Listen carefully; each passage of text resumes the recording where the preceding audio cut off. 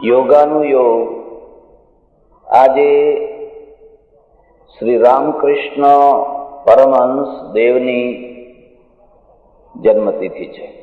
આપમાંથી ઘણાને કદાચ ખબર હશે, જ્યારે એમની આજે જન્મતિથિ છે તો એને નિમિત્ત કરીને થોડીક ચર્ચા કરીએ. ભારત માટે 19મી શતાબ્દી અત્યંત મહત્વની શતાબ્દી છે. આ શતાબ્દીમાં ભારતમાં ધાર્મિક, સામાજિક, રાજકીય ત્રણે ક્ષેત્રોમાં બહુ મોટી ઉથલપાથલ છે. ઉથલપાથલ ક્યારે થતી હોય છે? ધરતીકંપ ક્યારે થતો હોય છે? જ્યારે કોઈ એક જગ્યાએ બહુ સ્ટીમ ભેગી થઈ હોય, બહુ દબાણ ભેગું થયું હોય, બહુ ટેન્શન ભેગું થયું હોય અને દબાણને નીકળવાની કોઈ જગ્યા ન હોય, એ દબાણ વધતું જ જાય, પછી ઉથલપાથલ થયા વિના બીજો કોઈ રસ્તો ન રહે. 19મી શતાબ્દીમાં તમે જોશો તો બંગાળમાં બહુ મોટી ઉથલપાથલ થઈ, દિલ્હી તરફ થઈ, ગુજરાતમાં થઈ. ધાર્મિક ક્ષેત્રમાં બંગાળમાં બ્રહ્મો સમાજ, દિલ્હી તરફ આર્ય સમાજ અને ગુજરાતમાં સ્વામિનારાયણ સંપ્રદાય, આ ત્રણેયની લગભગ પેરેલલ એક સાથે પ્રક્રિયા ચાલી. દિલ્હી અને ગુજરાતમાં જે થયું એની ચર્ચા નહીં કરું, પણ બંગાળમાં જે થયું એને ખૂબ સમજવા જેવું છે. અંગ્રેજો આ દેશમાં આવ્યા, બહુ બુદ્ધિશાળી પ્રજા, બહુ બુદ્ધિશાળી પ્રજા. એમણે જોયું કોઈ પણ દેશને જો કબજે રાખવો હોય તો એનું નાક કબજામાં રાખો. હાથને ના પકડો, પગને ના પકડો, બીજી કોઈ ચીજને ના પકડો, એના નાકને પકડો. તમે જોતા હશો, બળદને કબજે રાખવા માટે નાકમાં નાથ નાખવામાં આવે છે, ઊંટને પણ નાકમાં નાથ નાખવામાં આવે છે. એમ ભારતને કે દુનિયાના બીજા કોઈ પણ દેશોને જો હંમેશા કબજે રાખવા હોય તો એમનું નાક પકડો. અને કોઈ પણ દેશનું નાક છે એના બંદરો, એના વાહન વ્યવહારનું કેન્દ્ર. આપણે બંદરો આપણા હાથમાં રાખો, અંદરની જમીન ભલે એમના હાથમાં રહી. અંગ્રેજોએ સુરતથી માંડીને મદ્રાસથી માંડીને કલકત્તા સુધીના એક પછી એક બંદરો હાથમાં લીધા અને કલકત્તામાં થાણું સ્થાપ્યું. જે લોકો વ્યાપાર કરવા આવ્યા હતા એમને દેખાયું કે અહીં તો વેપારની સાથે રાજ્ય પણ કરી શકાય એવું છે. આ દેશનું રાજતંત્ર એટલું બધું શિથિલ, એટલું બધું અવ્યવસ્થિત, એટલું બધું દખોળી ગયેલું છે, એક બહુ મોટું ખાલીપણું છે, એક બહુ મોટી રિક્તતા છે. મરાઠા, મોગલો, નવાબો અને બીજી શક્તિઓ અંદર એટલી મોટી જોરથી લડાઈઓ કરી રહી છે.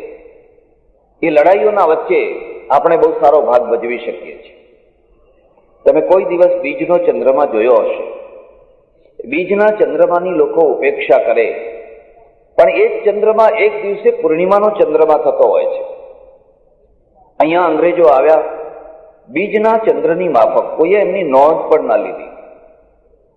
સર ટોમસ રો કેટલા દિવસો સુધી આગ્રામાં પડ્યો રહ્યો, બાદશાહ એને મળવાનો ચાન્સ ના આપ્યો. પોર્તુગીઝો એમના વિરુદ્ધમાં હતા, કારણ કે એમને કલ્પના નથી કે આ કોઈ છે, હશે કોઈ. આવી સ્થિતિમાં કલકત્તા છે, એ કલકત્તામાં અંગ્રેજો રાજધાની સ્થાપિત કરી. થોડા વર્ષ પહેલા અહીંયા એક રાજ્યપાલ હતા ગુજરાતમાં, એમનું નામ ત્રિવેદી, આર.કે. ત્રિવેદી. 2-4 વાર આવી સભાઓમાં ભેગું થવાનું થયું. મેં એમને એક પ્રશ્ન પૂછ્યો, ગુજરાતમાં અને મધ્યપ્રદેશમાં તમને શું ફરક લાગે છે?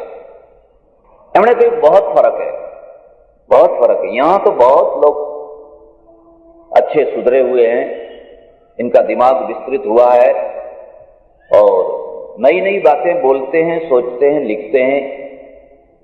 हमारे यहाँ मध्य प्रदेश में आप जैसा लिखें और बोले ऐसा लिख नहीं सकते, बोल नहीं सकते. મેં કહ્યું કેમ? એનું કારણ શું છે? એમણે મને જવાબ આપ્યો. એનું કારણ છે ગુજરાતમાં બહુ જલ્દી વિચારોની ક્રાંતિ થઈ. મધ્યપ્રદેશમાં અને રાજસ્થાનના ઇન્ટિરિયર ભાગોમાં હજુ સુધી જોઈએ એવી વૈચારિક ક્રાંતિ નથી પહોંચી શકી. મેં કહ્યું એનું કારણ અંગ્રેજો છે. અંગ્રેજોએ જ્યાં થાણા થાપ્યા ત્યાં એક વૈચારિક ક્રાંતિ આવી. નર્મદા શંકર સુરતથી પ્રભાવિત થયા અને મહાદેવ ગોવિંદ રાનાડે, કરવે એ બધા મુંબઈથી પ્રભાવિત થયા. અને કલકત્તા છે, એ કલકત્તાથી તો ખબર નહીં કેટલા લોકો પ્રભાવિત થયા. ને એ પ્રભાવનું પરિણામ આવ્યું. અહીંયા ધર્મનો સુધારો થયો, સમાજનો સુધારો થયો. આપણે જો ઇતિહાસમાં રુચિ રાખતા હોઈએ તો હું આપને ખાસ વાત કહું છું. અંગ્રેજોના આવતા પહેલા આ દેશની જે સામાજિક વ્યવસ્થા હતી, આ દેશની જે ધાર્મિક વ્યવસ્થા હતી, અકલ્પનીય ત્રાસદાયી, અકલ્પનીય, કલ્પના ના કરી શકાય. સ્ત્રી એટલે જાણે કંઈ જ નહીં. રોજ કેટલી સ્ત્રીઓને બાળી મૂકવામાં આવતી સતી પ્રથાના દ્વારા. કોઈ કશું બોલી ન શકે, કોઈ ધર્મગુરુની તાકાત નહીં. એવું લાગે છે કે ધર્મગુરુઓનું અસ્તિત્વ જ નહોતું. હું ધર્મગુરુ એને કહું છું જે લોકોનું મનોરંજન કરવાની ચિંતા કર્યા વિના હિત મિત પથ્ય માટે આગળ ચાલે, એ જે પાછળ ઘસડાય છે એ ધર્મગુરુ નથી. જે લોકોના મનોરંજન માટે, લોકોને ખુશ કરવા માટે, લોકોને રાજી રાખવા માટે જે ગમે એવું બોલે છે એ લોકો કદી સમાજને દોરી નથી શકતા હોતા. એ પોતે સમાજથી ઘસડાતા હોય છે, સમાજ એમને ઘસડતો હોય છે. એ સમયમાં તો કદાચ તમને ખબર હોય, એક બ્રાહ્મણી 16 વર્ષની છોકરી એને ચિતા ઉપર ચડાવેલી. 60-65 વર્ષનો એનો પતિ, ચોથી વાર પરણેલો પતિ મરી ગયો. જબરજસ્તી લોકો એને ચિતા ઉપર ચડાવેલી, આગ લગાડી, આગની પહેલી લપટ એને અડી, એને ચીસ પાડી, પણ એ નીચે ન ઉતરી જાય એટલે એના દિયરો બધા લાકડી લઈને ઉભા રહેલા. જો નીચે ઉતરે તો મારી નાખો. ઉલટા અમારું કુળ બોળવા આવી છે. મહાન સ્ત્રી તો એ કહેવાય, કુળવાન સ્ત્રી તો એ કહેવાય, હસતા મળે ચિતા ઉપર ચડી જાય. એટલે એ ચીસ પાડતી હતી. બરાબર એ જ સમયમાં એક ફેક્ટરર અંગ્રેજ નીકળ્યો. એણે આ દૃશ્ય જોયું અને વાઘની માફક ઝપાટો લગાવ્યો. એકદમ વાઘની જઈને ચિતા ઉપર એનો હાથ પકડીને ખેંચી લીધી. એટલું જ નહીં, એને ભગાડી લઈ ગયો. પેલા બધા જોતા રહી ગયા. આપણી એક મોટી ખાસિયત છે, બ્રાહ્મણની દીકરીને કોઈ બ્રાહ્મણ લઈ જાય, માથું ફોડી નાખવું એનું. પટેલની દીકરીને કોઈ પટેલ લઈ જાય તો પટેલ સહન ના કરે, માથું ફોડી નાખવું એનું. વાણિયાની દીકરીને કોઈ વાણિયો લઈ જાય તો એને ખોડીને એને, કાં તો માથું ના ફોડે તો છેવટે એનો બીજો ઉપાય તો કરે. બ્રાહ્મણની દીકરીને, વાણિયાની દીકરીને, પટેલની દીકરી, એનું માથું ફોડવા ના જાય, માથું નીચું કરી. એ ગમે તે એનું થતું હોય તો થાય. આ પ્રજાની દુર્બળતા છે, આ પ્રજાની બહુ મોટી દુર્બળતા છે. પેલો અંગ્રેજ ઝપાટો મારીને લઈ ગયો. એટલું જ નહીં, એ છોકરી સાથે પરણ્યો. અંગ્રેજોએ જે વાતાવરણ ઊભું કર્યું એ વાતાવરણની અંદર જુવાન વર્ગ પોતાની જાત પ્રત્યે ઘૃણા કરતો. હું તમને એક બીજી વાત કહું, તમે તમારી જાતને એટલી સરસ બનાવો કે દુશ્મન પણ તમારા તમારે વખાણ કરવાની જરૂર. તમારે જાતે વખાણ ક્યારે કરવા પડતા હોય છે કે જ્યારે કોઈ વખાણ કરનારા નથી હોતા ત્યારે. હું યુરોપની યાત્રાએ ગયો. જે બસમાં બેઠેલા એમાં આખી દુનિયાના બધા માણસો. મારી આગળ એક કેનેડાની માજી ડોશીમાં અને એની દીકરી બે બેઠેલા. આ બંને સિગરેટ પીએ અને એવી કડક સિગરેટ, એવા કડક ધુમાડા મેં હજુ સુધી જોયા નથી ને મારાથી ધુમાડા સહન ન થાય. પણ હું ટેવાઈ ગયો કે હવે ભારતમાં તો આપણે જાણીએ છીએ, બસમાં લખ્યું હોય છે ધૂમ્રપાનની સખત મનાઈ છે ને ડ્રાઈવર પીતો હોય છે, કંડક્ટર પીતો હોય છે. આપણા તો બોર્ડ બધે હોય છે, ગંદકી કરવી નહીં, ઢગલો ત્યાં જ થયો હોય. શાંતિ જાળવો અને અશાંતિ ત્યાં જ હોય. એને કોઈ કંઈ બોલવું નથી, પીવા દો ને. પણ એને ખબર પડી ગઈ, એ ડોશીને ખબર પડી ગઈ. 2-3 દિવસ પછી જરાક થોડીક આત્મીયતા વધી. મને કહે છે, હું બહુ સોરી છું, મને બહુ દુઃખ છે, તમને ધુમાડો ગમતો નથી, પણ અમે આ વ્યસનથી એવા ટેવાઈ ગયા છે કે અમારાથી વ્યસન વિના રહી નથી શકતા. મેં કહ્યું કંઈ નહીં, વિધેરા, અમારા દેશમાં તમે ધુમાડા પીએ જ છે ને, આગળ બેઠેલા લોકો બીડી પીતા હોય ને, ઘણી આત્મીયતા થઈ ગઈ. એટલે હદ સુધી હું એને સતત સંભળાવ્યા કરું, અમારા ભારતમાં આમ, અમારે ભારતમાં આમ, અમારે ભારતમાં આમ, અમારે ભારતમાં આમ. કોઈ વાત નીકળે એટલે હું તરત ભારતની વાત કરું. એક અક્ષર બોલ્યા વિના એ સાંભળ્યા કરે. અને મને સંભળાવવાનો પાનો ચડે, સંભળાવવાનો રસ પડે, આનંદ આવે. 5-6-7 દિવસ થયા. મેં જોયું આ 6-7 દિવસમાં એટલા ભવ્ય ચર્ચો, આલિશાન ઇમારતો, આલિશાન સંસ્થાઓ, અને મને એમ થયું કે હું જે કંઈ બોલી રહ્યો છું એની તુલનામાં ઘણું ભવ્ય છે, ઘણું ભવ્ય છે. પછી મેં એને કહ્યું, હું છેલ્લા 6-7 દિવસથી તને અમારી ભારતની બધી વાતો સંભળાવ્યા કરું છું અને તમે બધું શાંતિથી સાંભળ્યા કરો છો, તમને કંઈ બોલવાની ઈચ્છા નથી થતી? મને કહે, અમારું કામ બોલે છે, તમારી જીભ બોલે છે. ઓહો, મેં કહ્યું કેટલો મોટો ઘા મારી દીધો. વાત સાચી છે. એટલે તમારી જાતને એકે એક અંશમાં તપાસો, જુઓ, અને પછી એને એટલી સરસ બનાવો, એટલી સરસ બનાવો કે તમારો દુશ્મન એના વખાણ કરે. તમારે બોલવાની જરૂર નહીં. બંગાળની આ દશા. અને એક નિયમ છે, શિક્ષણના પાછળ ક્રાંતિ આવતી હોય છે. પહેલા પ્રજાને શિક્ષિત બનાવો, અને શિક્ષિત પ્રજા છે એ જ ક્રાંતિને સમજી શકતી હોય છે. અભણ પ્રજા શું સમજે? એ તો ઉશ્કેરી શકાય એને, અને ઉભરો લાંબો ટાઈમ ના ટકી શકે. ઉભરામાં સ્થાયિત્વ ન હોય, વંટોળીઓ લાવી શકાય, પણ એ થોડા દિવસ પૂરતો. અને એ અસંતોષમાંથી બંગાળમાં એક બ્રહ્મો સમાજની સ્થાપના થઈ. અને આ બ્રહ્મો સમાજ છે, હું તમને ભલામણ કરું છું, તમે અધ્યયન કરજો. રાજા રામમોહન રાયે સ્થાપના કરી. આ બ્રહ્મો સમાજ એટલે અર્ધ ક્રિશ્ચિયાનિટી, અડધું હિન્દુઇઝમ, ઉપનિષદની થોડી વાતો અને બાઇબલની અડધી વાતો. ઉપનિષદ અને બાઇબલ આ બંનેનું મિશ્રણ કરીને એક એવો સમાજ ઉભો કરવામાં આવ્યો જેમાં ઓમ અને ઈસુ બંને છે, જેમાં ઉપનિષદ અને બાઇબલ બંને છે. પણ જે બંગાળનો જે પઠિત શિક્ષિત સમાજ છે બહુ જોરથી એના તરફ વળ્યો. કેશવચંદ્ર સેન, વિજય કૃષ્ણ ગોસ્વામી, એકથી એક ચડિયાતી વિભૂતિઓ તમે જુઓ એ વખતમાં. અને બધા હિન્દુ ધર્મની ચાલુ પદ્ધતિને ધિક્કારવા લાગ્યા. આમી બ્રહ્મો, એ પોતાની જાતને બ્રહ્મો કે, હિન્દુ ના કે. એક જાતિ છે, માત્ર બ્રહ્મો જાતિ છે, એકમાત્ર પરમેશ્વર છે. આ સ્થિતિમાં આખું બંગાળ છે એ ધસમસતું અર્ધ ક્રિશ્ચિયાનિટી તરફ વળી રહ્યું હતું. ત્યારે એ સમયમાં જેમ મોરબીનો બાંધ તૂટ્યો હોય, ઓચિંતાનો તૂટ્યો હોય, ગાબડું પડે તો એને સાંધી શકાય, પણ આખો બાંધ જ તૂટ્યો છે, એને સાધવો કેવી રીતે? એ વખતે એક દૂરના ગરીબ બ્રાહ્મણના ઘરમાં જન્મેલો એક અભણ છોકરો, કઈ 2-4 ચોપડી ભણેલો માળ એવો છોકરો, જેને લોકો ગાંડો ગાંડો કયા કરતા હતા, એવા માણસે 2 હાથ એવી રીતે રાખી દીધા, આખો તૂટેલો બાંધ અટકાવી દીધો.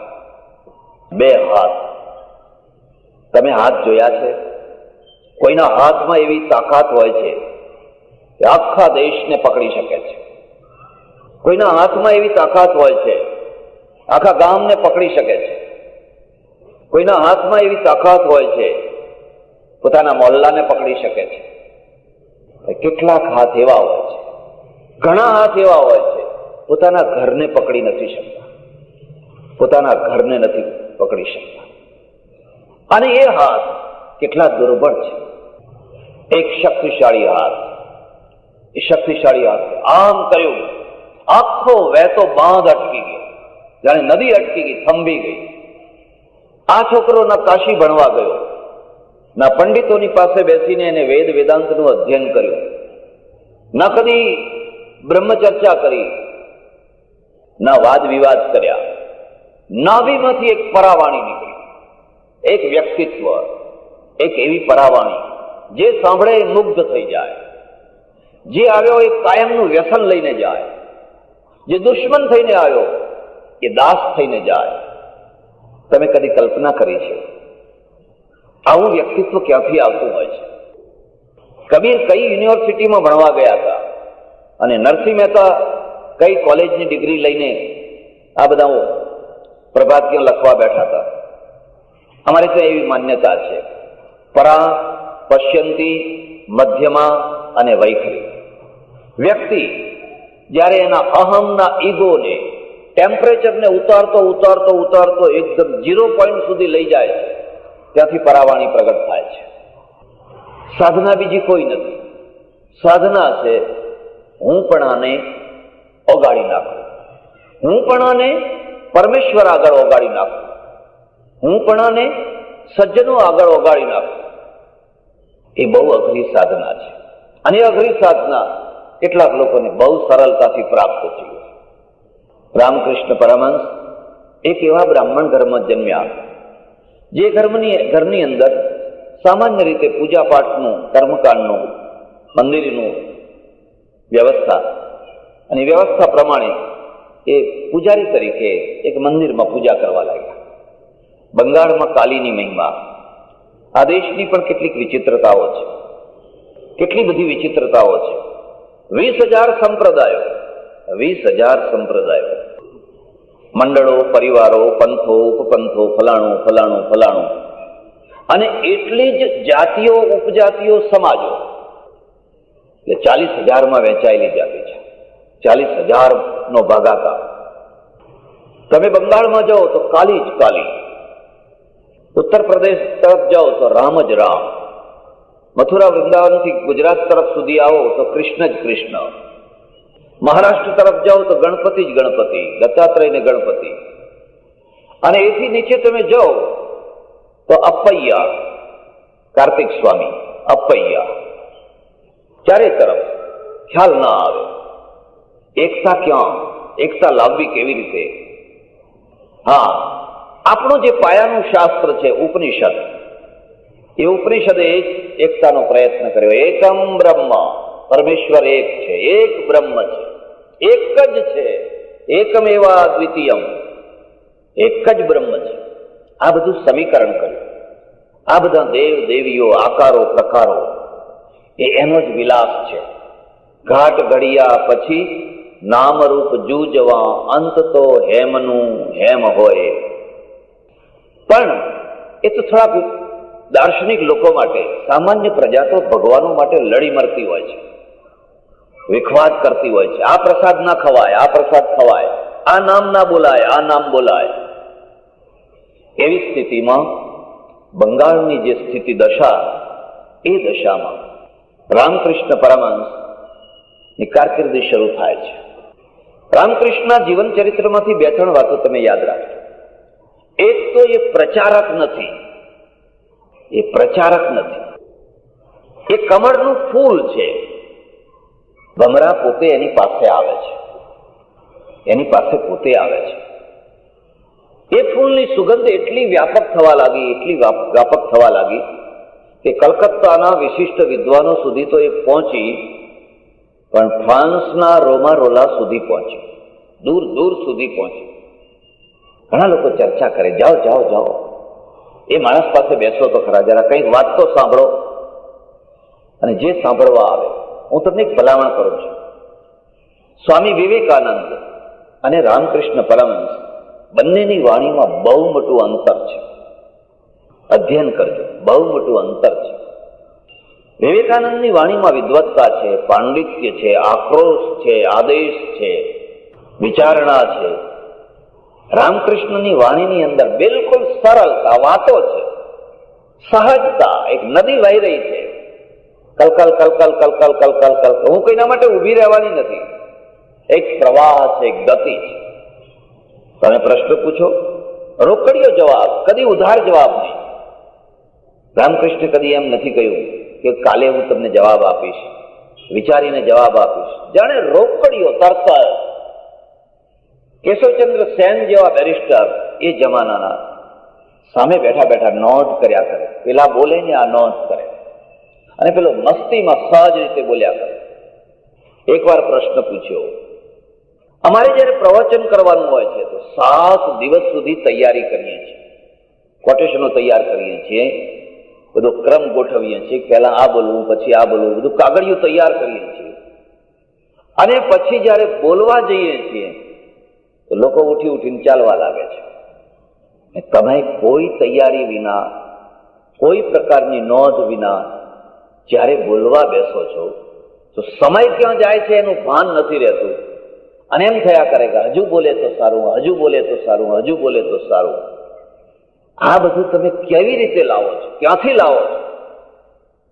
અને રામકૃષ્ણે જવાબ આપ્યો, જુઓ, ગીત છે ને, ગીત એ પક્ષી સૌમાં ઊંચામાં ઊંચું ઉડનારું છે. ગીત બહુ ઊંચું ઉડે છે.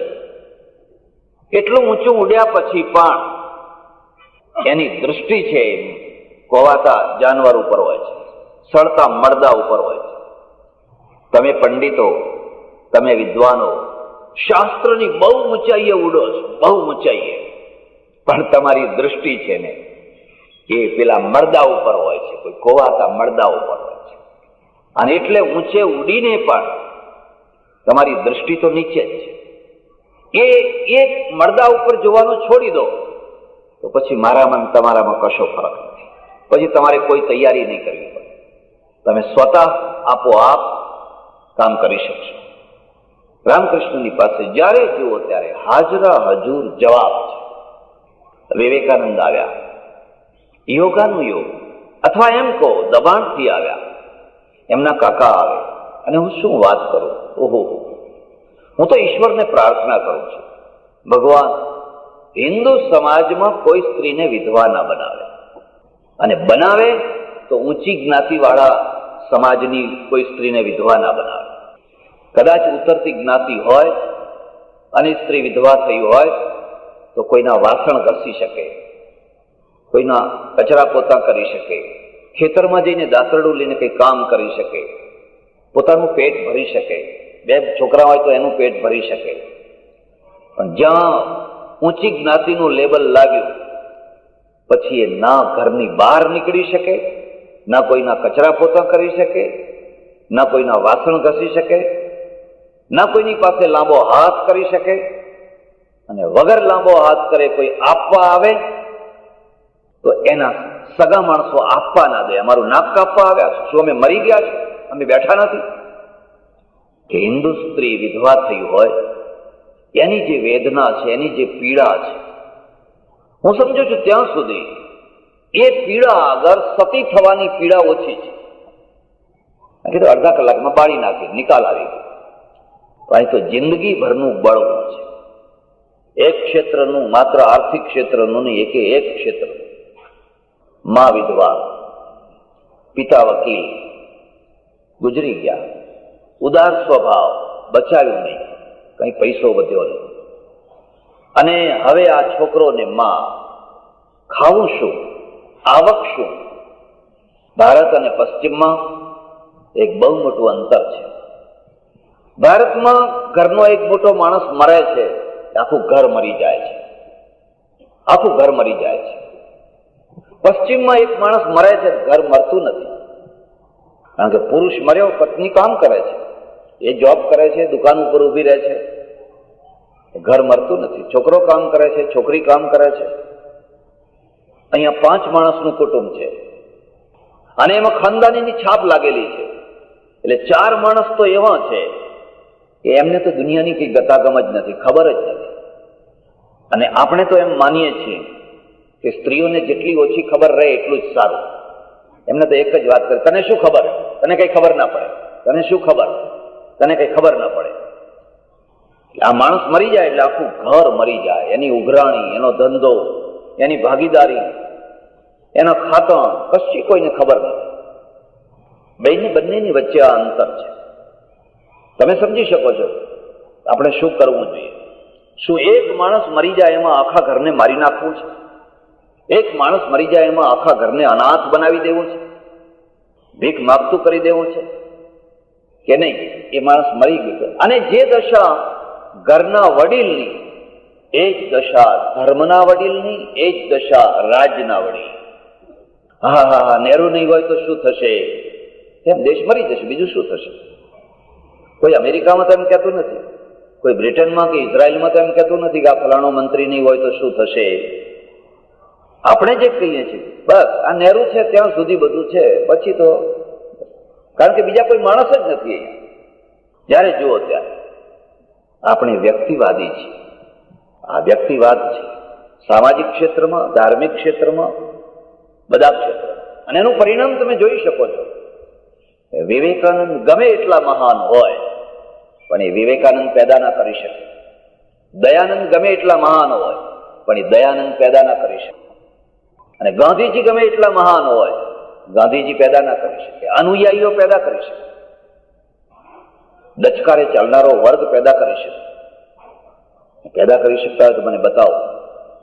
એટલે બહુ ખાલીપણું આવે, એક બહુ રિક્તતા આવે, બહુ ખાલીપણું. એક બહુ મોટી બત્તી ચમકતી હોય અને ઓચિંતાની વીજળી ચાલી જાય, પછી નાના નાના ટમકા હોય એટલે એકદમ અંધારું દેખાય. આપણે ત્યાં આ રીતે અંધારું આવે છે.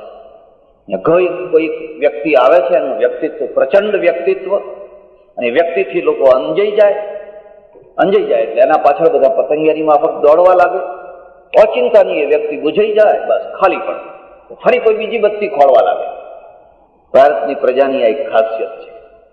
એ મહાપુરુષો પેદા કરી શકે છે પણ મહાપુરુષ થઈ નથી શકતું. મહાપુરુષો પેદા કરે, મહાપુરુષ નથી થઈ શકતી. મહાપુરુષ થઈ નથી શકતી એટલે મહાપુરુષની પૂજા કરી શકે છે, એના સંદેશાને ઉતારી નથી શકતી, સંદેશાને પચાવી નથી શકતી. હા, તમે કહો તો મૂર્તિ મૂકો તો આરતી ઉતારી આપે, કહો તો 5 દંડવત કરીએ ને કહો તો 11 દંડવત કરીએ. પણ એની જે અપેક્ષા હતી, એની જે ઈચ્છા હતી, એનો જે સિદ્ધાંત હતો, એનો જે આદર્શ હતો, એ આદર્શ જીવનમાં ઉતારો. તો કે ના આપણે તો સંસારી કહેવાય ને, એ તો એમનું કામ, એ આપણું કામ નહીં. ત્યારે તમારું કામ શું? બસ અમારું કામ તો આરતી ઉતારવાની, અગરબત્તી ફેરવો, બીજી વાત. 3 દિવસ સુધી આ છોકરો ભૂખ્યો રહે, માં ભૂખી રહી. આજે ઘણો સારો સમય છે. લોકો કહે છે સમય બગડી ગયો, સમય બગડી ગયો, સમય બગડી ગયો. હું કહું છું કે તમે 50 વધારે નહીં, 100 વર્ષની વાત જવા દો. 50 વર્ષ પહેલાનું ભારત જેને જોયું હશે એને ખ્યાલ આવશે કે 50 વર્ષ પહેલા કેટલી ગરીબાઈ હતી, કેટલો ભૂખમરો હતો, કેટલા એવા કુટુંબો હતા સાંજે ખાવાનું ઠેકાણું નથી. આજે તો માણસને કામ મળે છે, મહેનત મળે છે, રોજી મળે છે, કડિયો નથી મળતો, સુથાર નથી મળતો, લુહાર નથી મળતો, કામવાળી નથી મળતી. હા, મળે છે શું? બીકોમ થયેલા છોકરાઓ જેટલા જોવે એટલા, બીએડ થયેલા છોકરાઓ જેટલા જોવે એટલા. એક જાહેર ખબર આપો, એક જગ્યા માટે 1000 અરજી. બાકી બીજું શું મળે છે? તપાસ કરી જુઓ. આજે તો ઘણું સારું છે. અને એક જમાનો હતો જ્યારે આ દેશમાં બહુ મોટું, અને એ જ બંગાળમાં 40 થી 50 લાખ માણસો દુષ્કાળમાં પગ ઘસી ઘસીને મરી ગયા. બંગાળના દુષ્કાળમાં 40 લાખ માણસો પગ ઘસી ઘસીને મરી ગયા. આથી દુષ્કાળ પડે છે, માણસો પગ ઘસીને મરતા નથી. કારણ કે એટલી વ્યવસ્થા થઈ છે, જ્યાં જોઈએ ત્યાં અનાજ પહોંચાડી દો, હેલિકોપ્ટરથી પહોંચાડી દો, ફલાણું કરી દો, આ કરી દો. 3 દિવસ સુધી ખાવાનું ના મળે. માને આવીને કે માં મેં ખાઈ લીધું, તું મારી ચિંતા ના કરજે, મિત્રના ત્યાં ખાઈને આવ્યો છું. કદી ગરીબાઈ જોઈ છે તમે? હું આફ્રિકા ગયો, એક શેઠના ત્યાં ઉતર્યો, બહુ સારા શેઠ, કરોડાધિપતિ. મારી એક તમને સલાહ છે, તમારે અનુભવ કરવા છે તો સાધુ થાવ. એકાદ વર્ષ માટે, વધારે નહીં તો એકાદ વર્ષ માટે. પણ કેવા સાધુ આજ થયા ને એક જગ્યાએ બેસી ગયા એવા નહીં. રખડપટ્ટી કરો, રખડપટ્ટી કરો. એક જગ્યાએ બેસી ગયા, રોજ રોટલા દાળ તૈયાર હોય, એમાં તમને શું અનુભવ થવાના હતા? એમાં કઈ માણસ ધરાય નહીં. खुद शुरू होता है इंसान ठोकरें खाने के बाद, रंग लाती है हीना पत्थर पे घिस जाने के बाद. જેને ઠોકરો નથી ખાધી, જેને ભૂખ નથી જોઈ, જેને અપમાન નથી જોયા, એ કદી સાધુ ના થઈ શકે. મારું પુસ્તક છે, મારા અનુભવો તમે વાંચજો. હાથમાં પૈસો પકડ્યા વિના ઉઘાડા પગે પોણા ભાગનું ભારત હું રખડ્યો. 21 વર્ષની ઉંમરે કેટલા અનુભવો થયા હશે, કેટલા કઈ જાતના. એક દિવસ એવો હોય કે સોનાની થાળીમાં લોકો જમાડતા હોય. કલકત્તામાં એક મારવાડી શેઠના ત્યાં જમવા જવાનું થયું અને એને બધો આખો સેટ છે જમવાનો, એ સોના, થાળી, વાટકા, બે લોટા, પ્યાલા, બધું. પણ મને અક્કલ ઓછી કે જે કઈ સમજો, મને ખ્યાલ જ ના થયો કે આ પીળું બરાબર. આપણે મેં એના તરફ લક્ષ્ય જ ના આપ્યું. મને એમ કે પિત્તળ જ હશે. હું તો સામાન્ય રીતે જમવા લાગ્યો. સંપત્તિની એક બહુ મોટી કમજોરી છે. સંપત્તિ છે ને એને પ્રદર્શનની ટેવ હોય છે. પ્રદર્શન નહીં તો મજા ના આવે. સારામાં સારું કપડું પહેર્યું હોય ને કોઈ જુએ નહીં તો એ પહેરેલાનો કોઈ અર્થ છે? તમે સારામાં સારું કપડું પહેરીને ઊંઘી જાઓ છો? નહીં. ઊંઘતી વખતે તો ગમે તેવું કપડું પહેરો છો, પણ જ્યાં તમે સારામાં સારું કપડું પહેર્યું એટલે તમારી તરત ઈચ્છા થશે કે જ્યાં ઘણામાં ઘણા જોનારા હોય ત્યાં જઈએ, જ્યાં ઘણા લોકો જોતા હોય. અને જ્યાં ઘણા લોકો જોતા હોય પણ કોઈ તમારા તરફ નજરે ના કરે તો તમને બહુ દુઃખ થાય કે આ કેવા બધા ઢોર જેવા માણસો છે, કોઈને કઈ ખબર છે કે નહીં? એકાદ માણસ આવે નજીકમાં આવીને આમ કપડામાં હાથ કરે, આમાં માફ કરે, કહેવું પડે હો કે તમે તરત જ કહો ફોરેનનું છે, ફોરેનનું. એટલે પેલો વધારે આમ ફાટેલી આંખે જોયે એટલે તમને આનંદ આપો, પણ સિલાઈ કહેવી પડે. અરે ઉનાનો દરજી નહીં, ઉનામાં તો બધા ડોબા રહે છે. આ તો મુંબઈના દરજીએ સીવેલો છે. મજા. ઐશ્વર્ય છે, એ ઐશ્વર્યમાંથી જો પ્રદર્શનની ભૂખ નીકળી જાય અને આધ્યાત્મિકતામાંથી પણ જો પ્રદર્શનની ભૂખ નીકળી જાય તો બંને જગ્યાએ દર્શન આવે છે. દર્શન આવે છે. ને દર્શન અને પ્રદર્શન બે સાથે નથી રહી શકતા. મંદિરોમાં એટલા માટે દર્શન અને પ્રદર્શન બે ભેગા નથી રહી શકતા. વિવેકાનંદ તો આફ્રિકામાં એક શેઠના ત્યાં જોયું મેં, એને કપાળમાં બહુ મોટો ઘા વાગેલો. મેં જોયો અને મેં કહ્યું, શેઠ તમે કરોડાધિપતિ છો, પ્લાસ્ટિક સર્જરી કરાવી લો, સરખું થઈ જશે, કપાળ સરખું થઈ જશે. આ ઘા સારો નથી લાગતો. શું વાગ્યું? પડી ગયા હતા, મારામારી કરી હતી? બહુ ગંભીર થઈ ગયું. મને કે ના મહારાજ, આ તો મારા જીવનની દીવાદાંડી છે. પડી નતો કોઈ, ઘા નથી, કોઈ મારામારી નથી કરી, પણ મારા જીવનની દીવાદાંડી છે. કપાળમાં દીવાદાંડી આવી. હું 8 વર્ષનો હતો ને મારા બાપુ મરી ગયા. મા વિધવા થઈ, ઊંચું કુટુંબ, ઊંચી જ્ઞાતિ, પણ ઘરમાં ગરીબાઈ. મા ને હું એક જ, હું એકનો એક દીકરો અને મારી મા ભર યુવાવસ્થામાં વિધવા થઈ. હું તમને એક ખાસ વાત કહું છું, કોઈ વિધવાને સતાવશો નહીં. તમારે સતાવવા જ હોય ને તો પાકિસ્તાનની બોર્ડર ઉપર જજો. એથી વધારે હાથમાં ખણ આવતી હોય તો પંજાબ જજો, કાશ્મીર જજો. તમારે જેવાની ઘણી જરૂર છે. ગામમાં બિચારી કોઈ વિધવા હોય, કોઈ ગરીબ સ્ત્રી હોય, એના ઉપર તમારો બવડાનું જોર બતાવો છો. શરમ નથી આવતી? નમાલાપણાની હદ હોય. માને દીકરો, બહુ ગરીબાઈ. એક બીજી વાત હું તમને કહું છું, ગરીબાઈના દિવસો હોય તો કોઈ ગરીબોના સાથે બેઠું રાખશો, પૈસાદારના સાથે ના રાખશો. તમારું સ્વમાન નહીં સચવાય. તમે કંઈક આપવા ગયા હશો ને તો એના મનમાં એમ જ થશે કંઈક લેવા આવ્યો છે. એના મનમાં એમ જ થયા કરશે કે આ કંઈક લેવા આવ્યો છે. એ દિવસો તમે ખૂબ હિંમતથી વિતાવી દેજો. વાદળા કાયમ રહેતા નથી, સરખા દિવસ એક સરખા રહેતા નથી હોતા. ધીરજ ના ખોશો. બાજુમાં જ બીજું ઘર, અને એ બહુ પૈસાદારનું ઘર, બહુ શ્રીમંત ઘર, બહુ પૈસાદારનું ઘર. અને પૈસો છે એ નિશો ન કરે તો લક્ષ્મીનારાયણ થાય. પૈસાનો નિશો, સત્તાનો નિશો, યુવાનીનો નિશો, વિદ્યાનો નિશો, આ બધા નિશા ન હોય તો માણસ ભગવાન જેવો છે. અને આ બધા નિશા હોય, દારૂનો નિશો તો 2-4 કલાકનો છે, આ તો 24 કલાકનો નિશો છે. પેલો તો બિચારો 2-4 કલાક જરા ગાંડો રોડ ઉપર પડ્યો હોય, બકબક બકબક કરતો હોય, પણ આ 24 કલાક બકબક કરે એનું શું કરવું? પેલા શેઠ અને શેઠાણી બંનેને બહુ જ અહંકાર અને આના ઉપર ઘૃણા. છોકરા બહાર નીકળે, હાથમાં કાજુ હોય, પેડો હોય, બરફી હોય, મીઠાઈ હોય, જાણી કરીને ચોકમાં આવે, ખાય, અને આ છોકરો લલચીને જોયા કરે. જ્યારે જુઓ ત્યારે લલચાયેલી આંખે જોયા કરે. પેલા છોકરો છે એ લાંબો હાથ કરે, લે લે લે લે, અને પેલો લલચાયેલો આમ લેવા હાથ લાંબો કરે, પાછો હાથ ખેંચી ડીઓ બધે. માના સંસ્કાર છે, આ એ માં છે.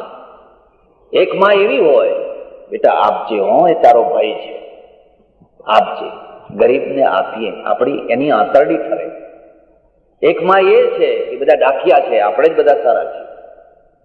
બાપજી, દિવાળીના દિવસો મારા ઘરમાં રોટલાનું ઠેકાણું નહીં, અને બાજુના ઘરમાં એટલી બધી મીઠાઈઓ. એ છોકરાઓ બહાર મીઠાઈ ખાય, મને લલચાવે. મેં મારી મા પાસે જઈને હઠ કરી, મારે મીઠાઈ ખાવી છે. મારી માથી સહન ન થયું. એ મારું બાવડું પકડીને ધધડાવીને પેલા ભાઈના ત્યાર લઈ ગઈ. તો શેઠાણી હિંચકા ઉપર હિંચા ઝૂલે, બાજુમાં કાચની ડીશ ને કાચની ડીશમાં બધી મીઠાઈઓ પડેલી. મારી માએ કહ્યું, બેન, તમારા છોકરાને ઘરમાં ખવડાવો. એ બહાર નીકળે છે ને મારા છોકરાને લલચાવે છે, મારું છોકરું પછી ઘરમાં રડ કરે છે. દયા કરો, કૃપા કરો, તમારા ઘરમાં એને બેસાડીને ખવડાવો. અને એની કમાન છટકી.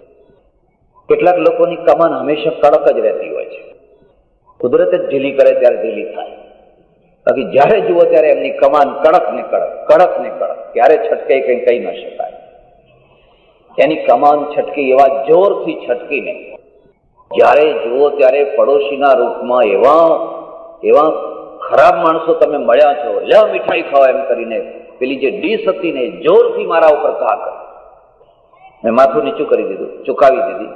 સામે દિવાલમાં એક કાચની ડીશ વાગીને તૂટીને એમાંથી જે અણીદાર કાચ નીકળ્યો ને એ મારા કપાળમાં બેસી. ધડ લોહીનો ઢગલો. ઉપરથી મારી માએ 2-3 ધબ્બા મારી. પાછા આવ્યા ઘરમાં. આખી રાત હું ને મારી માં રડતા. ઓશિકો પલળી ગઈ. એટલો મોટો મોહલ્લો, બધા ધર્માત્માઓ, તંતણ આરતીઓ કરનારા, ટીલા ટપકા કરનારા, કોઈને પડી નથી આ દિવાળીના દિવસોમાં આ વિધવાના ઘરમાં શું થઈ રહ્યું છે. એટલે વિવેકાનંદને લખવું પડ્યું, જે ધર્મ વિધવાના આંસુ નથી લૂછી શકતો એવા ધર્મની મારે કોઈ જરૂર નથી. અને આગ લગાડી વેદનામાંથી વાક્ય નીકળતું હોય છે. પછી તો હું મોટો થયો, મુંબઈ ભાગ્યો, મુંબઈ આવ્યો, 1-2 વર્ષ મુંબઈમાં રહ્યો, અને મુંબઈથી પછી આંખ મીચીને નાવડામાં બેસીને આફ્રિકા પહોંચ્યો. અને આફ્રિકામાં તમે જોઈ શકો છો, જોતામાં આજે કરોડોની અબજોની મિલકત કરી દીધી. બાપજી, એક ટાઈમ હતો અમારું ઘર ખરીદવા પેલા પડોશી પ્રયત્ન કરતા હતા. આજે મેં એનું ઘર ખરીદી લીધું છે અને મારું ઘર હવે આલિશાન બંગલો થઈ ગયું છે. અને જ્યારે હું દર્પણમાં આ કાચના નિશાનને જોઉં છું ત્યારે મને એક નિશાસો, મારા સમાજની કોઈ વિધવા, મારા સમાજનું કોઈ અનાથ બાળક દિવાળીના દિવસોમાં મીઠાઈ વિનાનું ના રહી જાય. એ દિવસોમાં મીઠાઈ માટે મારી જીભમાં કેટલું પાણી આવતું એ મને દિવસો યાદ આવે છે. અને દર વર્ષે દિવાળીના દિવસે એટલી મીઠાઈ બનાવડાવું છું, બધા નાતીલાઓના ત્યાં, બીજા બધાના ત્યાં પડીકા મોકલાવું છું, ખાઓ. કારણ કે મેં એ દિવસો જોયા છે. એટલે મારે આ ઓપરેશન નથી કરાવવું. એટલે મારા માટે એ દીવાદાંડીનું રૂપ છે. હું તમને એક ખાસ ભલામણ કરું છું. તમે જિંદગીમાં ગરીબાઈ જોઈ છે, અને જો જોઈ હોય તો એને ભૂલશો નહીં. તમે એના ભૂલશો એટલું નહીં, તમારા છોકરાઓને બેસાડીને એ સંભળાવો, જેથી એ છાપતા ના થઈ જાય, જેથી એ છકી ના જાય, જેથી એ ગરીબાઈના પ્રેરણા પ્રાપ્ત કરી શકે. નરેન્દ્રની આ સ્થિતિ, એના કાકા રામકૃષ્ણ પાસે જાય અને આગ્રહ કરે, નરેન્દ્ર એક મહાત્મા પાસે ચાલ, સત્સંગ કરવા જેવો છે. અને નરેન્દ્ર તો નાસ્તિક છે, નાસ્તિક છે. એ ભગવાન મારે ના જોઈએ, આટલા માણસો ભૂખે પગ ઘસતા મરી જાય, કીડીને કપ. નાસ્તિકતા છે ને 3-4 રીતે આવતી હોય. એક નાસ્તિકતા વિચારોના દ્વારા, ચિંતનના દ્વારા. એ દાર્શનિક નાસ્તિક છે. વિચાર કરે છે, વાંચે છે, અને લાગે છે ના ઈશ્વર વિશ્વર જેવું કંઈ છે, પરલોક બરલોક જેવું કશું છે. એ દાર્શનિક નાસ્તિકતા છે. આવા નાસ્તિક માણસો બહુ ખરાબ નથી હોતા. એ તો વૈચારિક ભૂમિકા છે. મારી તમને ભલામણ છે કે નાસ્તિકોના સામે કદી પણ માથાકૂટ ના કરશો, કદી માથાકૂટ ના કરશો. સમયને પાર થવા દો. સમય પોતે જ ઘટનાઓના દ્વારા એને ભાન કરાવશે. મેં ઘણા એવા દાખલા જોયા છે, જે દલીલોથી કામ નથી થતું, એકાદ ઘટનાથી કામ થઈ જતું હોય છે. એક ઘટનાથી, એ હજારો દલીલોથી કામ નથી થતું હોતું. એટલે બહુ દલીલો ના કરશો. એક બીજો નાસ્તિક છે, એને હું ઘૃણાજન્ય નાસ્તિકતા કહું છું. ઘૃણાજન્ય. તીર્થોમાં ગયો, ઘૃણા થઈ ગઈ. પંડ્યા પૂજારી, આ તે બધા લોભિયા, લાલચુ, છેતરનારા, જ્યાં જુઓ ત્યાં એને ઘૃણા, ઘૃણા, ગંદકી. એ ઘૃણામાંથી નાસ્તિક થઈ ગયો. ઘૃણાજન્ય નાસ્તિકતા. એક ત્રીજી જે નાસ્તિકતા છે, અસહ્ય દુઃખોના કારણે નાસ્તિકતા. અસહ્ય દુઃખ સહન ન કરી શકાય. દુઃખ સહન કરવાની એક હદ છે. ક્યાં છે ભગવાન? આટલું બધું દુઃખ મારા ઉપર નાખ્યું, અને એવું દુઃખ નાખતું હોય તો મારે એવા ભગવાનની જરૂર. દુઃખ સહન ન થઈ શકે એટલું દુઃખ પણ માણસ ઉપર પડતું હોય છે. એની બિસેન્ટનું નામ સાંભળ્યું હશે તમે. એની બિસેન્ટ પાદરીની પત્ની. પાદરીની પત્ની, પતિ પત્ની બંને બહુ ધાર્મિક, બહુ ધાર્મિક. એની ને 2 પુત્રો. યોગવશ બંને પુત્રો મરી ગયા, અને બંનેના ઉપર બહુ પ્રેમ, બહુ મોહ, બહુ વહાલ. જિંદગીમાં જે પગની ઠોકર છે ને, એની તો બહુ જલ્દી રોજ આવી જાય. નખ ઉખડી ગયો, કોઈ ડોક્ટર પાસે જાઓ, જરાક પાટાપિંડી કરશે, 8 દિવસમાં સારું થઈ જશે. પણ હૃદયની ઠોકર છે ને, એનો જો નખ ઉખડ્યો હોય તો કોઈ હજુ ડોક્ટર પેદા નથી થયો કે 8 દાડામાં નહીં, 8 વર્ષમાં રોજ લાવી શકે. બહુ દુઃખદાયી ઠોકર છે. અને એટલે ભગવદ્ ગીતા, જે વારંવાર પદ્મપત્ર વિમામ ભસા જળમ કમળવત, જળમ કમળવત, લેપાયમાન થયા વિના નિર્મોહી ભાવથી, અનાસક્ત ભાવથી, આ શબ્દો જે વારંવાર મૂકે છે એટલા માટે. તમે સુખી થાઓ અને મોહી ના થાઓ એવું ભાગ્ય જ બની શકે. તમારી લીલીવાળી હોય અને લીલીવાળી પ્રત્યે તમારી આસક્તિ ન હોય તો તમે જનક છો. અને લીલીવાળી હોય અને એટલી જબરજસ્ત આસક્તિ હોય, અને એ આસક્તિના ઉપર જો ઠોકર લાગી જાય, નખ ઉખડી જાય, અંગૂઠો વળી જાય, વેદનાનો પાર. એટલે હું તમને એક બીજી વાત કહું છું, આ મારી વાત ખાસ યાદ રાખજો. કોઈને હૃદયમાં ઠોકર વાગી હોય અને અંદર ને અંદર રોતો હોય, અંદર ને અંદર ડુસકા ભરતો હોય, ભલા થજો. એના હૃદય ઉપર જઈને આશ્વાસનનો મલમ ચોપડી આવજો. આશ્વાસનનો મલમ. બહુ મોટું કામ, બહુ મોટું પુણ્ય કર્યું.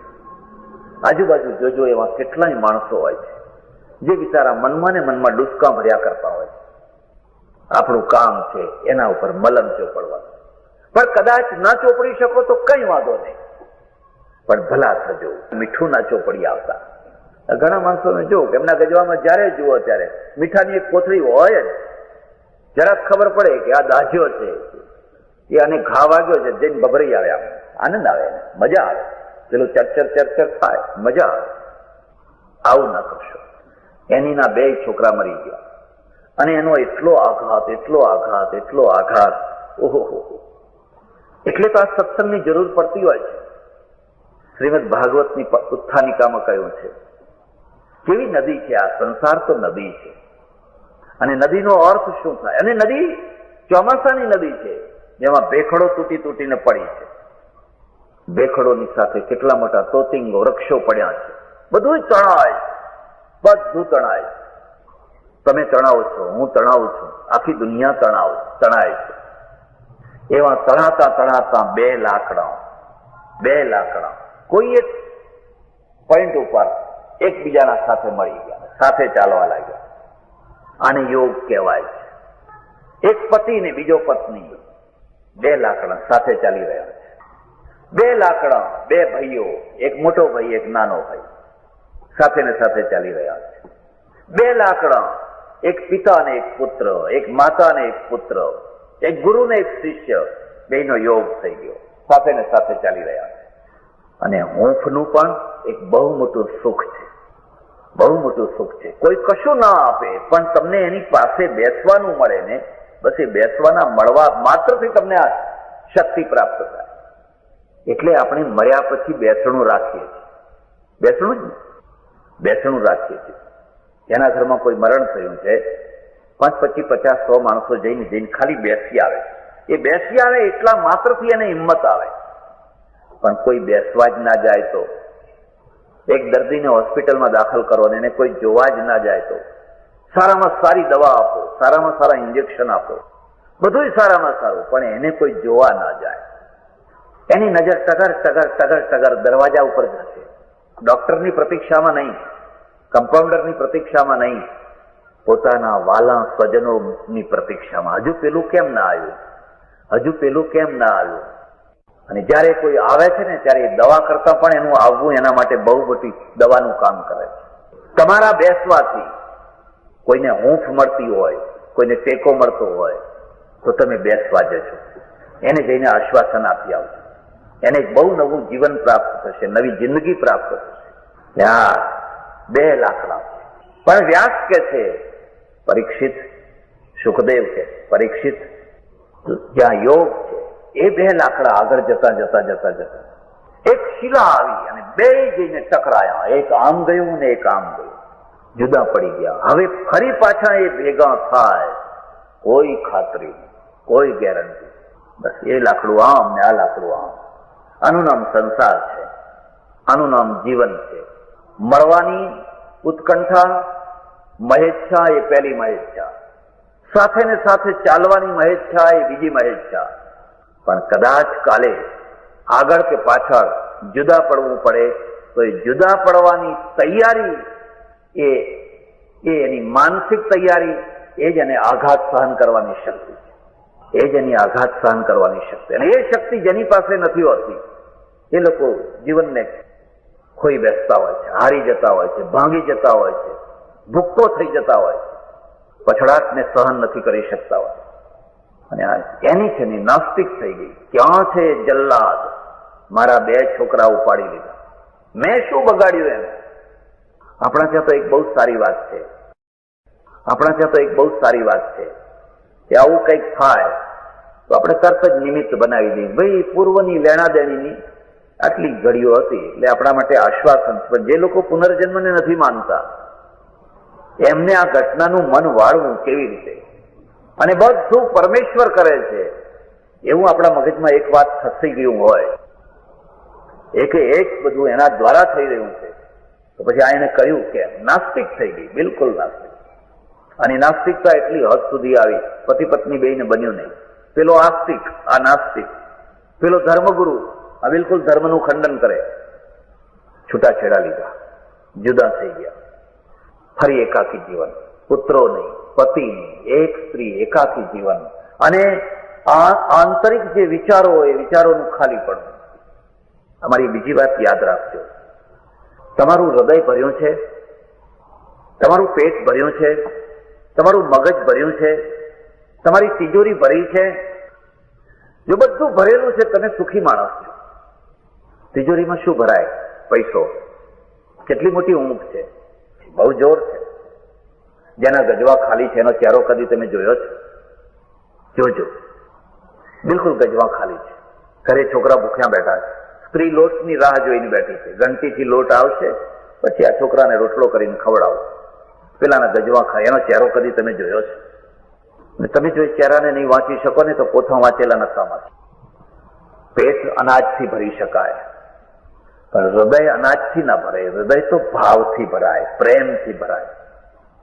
તમને ભાવ મળ્યો છે, પ્રેમ મળ્યો છે, તમારું હૃદય ભરેલું છે. નહીં તો હૃદય ખાલી છે. એક વકીલ છે, એક બેરિસ્ટર છે, એક પ્રોફેસર છે, મગજ ભરેલું છે પુસ્તકોથી, જ્ઞાનથી, કોર્ટમાં ધડાકા લે છે, પણ ઘરમાં આવે છે એટલે આખું ઘર એને કડવા દોડે છે. આખું ઘર, ક્યાંય કશું નથી, બધું ખાલી ખાલી ખાલી ખાલી. આવા માણસોના ચહેરા તમે જોજો. એ બૌદ્ધિક રીતે ગમે એટલા મહાન હોય, પણ આંતરિક રીતે બિલકુલ દુઃખી માણસો હોય છે. એને ભરે કોણ? એટલે ભારતનું જે કૌટુંબિક જીવન છે એમાં અને પશ્ચિમના જીવનમાં આ બહુ મોટું અંતર છે. અહીંયા એક ડોશી કે એક ડોસો પોતાના છોકરાને ખોળામાં બેસાડે છે ને એનું હૃદય ભરાઈ જાય છે. ત્રીજી પેઢીનું આવડું છોકરું, એ ડોશીનું મન બહુ પ્રફુલ્લિત રહે. અપરદેશની ડોશી કોને બેહાડે? એને તો ખબર જ નથી કે અત્યારે છોકરો ક્યાં છે. એને બેસાડવા માટે કોઈ નથી. આપણે તો અહીંયા બે ત્રણ છોકરા આજુબાજુ રમતા હોય અને આનંદ આવે છે. હૃદય છે પ્રેમથી ભરાતું હોય છે, ભાવથી ભરાતું હોય છે, અને મસ્તિષ્ક છે એ જ્ઞાનથી ભરાતું હોય છે. ના બધું ભરેલું હોય ને તેમાંય સારું ભરેલું હોય તો બીજું શું જોઈએ માણસને? એનું હૃદય ખાલી, મસ્તિષ્ક ખાલી. વર્ષો સુધી તમે એક વિચારો છે એ મગજમાં ભરી રાખ્યા હોય અને એ વિચારોનું તમને એક બહુ મોટી ઓથ હોય. એ વિચારો જ ચાલ્યા જાય, મારો ભગવાન, મારો ભગવાન, મારો ભગવાન, મારો ભગવાન. હવે ભગવાન જ ગાયબ થઈ ગયો. આ તો આધાર વિનાનું આખું કળર ભૂસ તૂટી પડે. આસ્તિકતા પછીની જે નાસ્તિકતા છે ને બહુ દુઃખદાયી છે. કારણ કે આસ્તિકતાનો પણ મોહ હોય છે, અને એ જે નાસ્તિકતા આવે તો એમાં ભરવું શું આવે? ખાલી થઈ જાય. એની એકદમ જયારે જુઓ ત્યારે બગીચામાં ગુમસુમ બેઠી હોય. હું તમને એક બીજી વાત કહું છું, નાસ્તિકો પ્રત્યે ઘૃણા ના કરશો. આસ્તિક કોઈને ઘૃણાથી આસ્તિક ના બનાવી શકાય, ઘૃણાથી આસ્તિક ના બનાવી શકાય, પ્રેમથી બનાવી શકાય. મારી પાસે એક છોકરો આવ્યો, દાઢી રાખેલી, મુસ્લિમ જેવી દાઢી. એટલે હું સમજો કોઈ મુસ્લિમ હશે ને, ભલે આવે ખુશીથી, જે આવે એના માટે ખુલ્લું જ છે. આવો બેસો. મને કે મહારાજ તમારા સાથે ચર્ચા કરવા આવ્યો છું. હું તો ખુશીથી કરો. હું ઈશ્વરને માનતો નથી. ના માનો. મેં કે ના માનો એટલે શું? હોય તો માને ને, છે જ નહીં. મેં કોઈ નહીં હોય. એને લાગ્યું કે આ માણસ તો ઉલટું હાય હા કર્યા કરે છે. મેં કોઈ નહીં હોય, બનવા જો. ફરી બીજી વાર આવ્યો, થોડીક ચર્ચા કરીને ગયો. બિલકુલ આમ કેટલા જુસ્સાથી વાત કરે, જાણે આપણને ખબર પાડી દે એવી રીતે. પછી એક માણસ આવ્યો, મને કે મહારાજ પેલો છોકરો આવે છે એને ઓળખો છો? મેં કહ્યું ના, કોઈ મુસલમાનનો છોકરો હોવો જોઈએ. મને કે ના ના, પુરાણીજીનો છે. આપણા ગામના પુરાણી ખરા ને, એમનો છોકરો છે. દાઢી આવી રાખે છે કે ના? એ તો હમણાં આજકાલ એવી ફેશન નીકળી છે, એ પ્રકારની આજકાલ એવી એક ફેશન નીકળી છે. સારું, 15 દિવસ મહિનો થયો છે ને એ છોકરો આવ્યો, પણ હું એને ઓળખી નથી, કોઈ દાઢી બાડી નહીં. મને કે મને ઓળખ્યો? મેં કહ્યું ના ના. પછી કીધું કંઈક જોયો એવું લાગે છે. અરે મને કે હું પેલો ચર્ચા કરવા આવતો એ. પણ કીધું દાઢી ક્યાં ગઈ? મને કે સ્વામીજી સારું થજો, ભગવાનનું મને બચાવી દીધું. એટલે મેં કીધું તો ભગવાનને નતો માનતો ને? ના કે હવે માનતો થઈ ગયો. કેવી રીતે?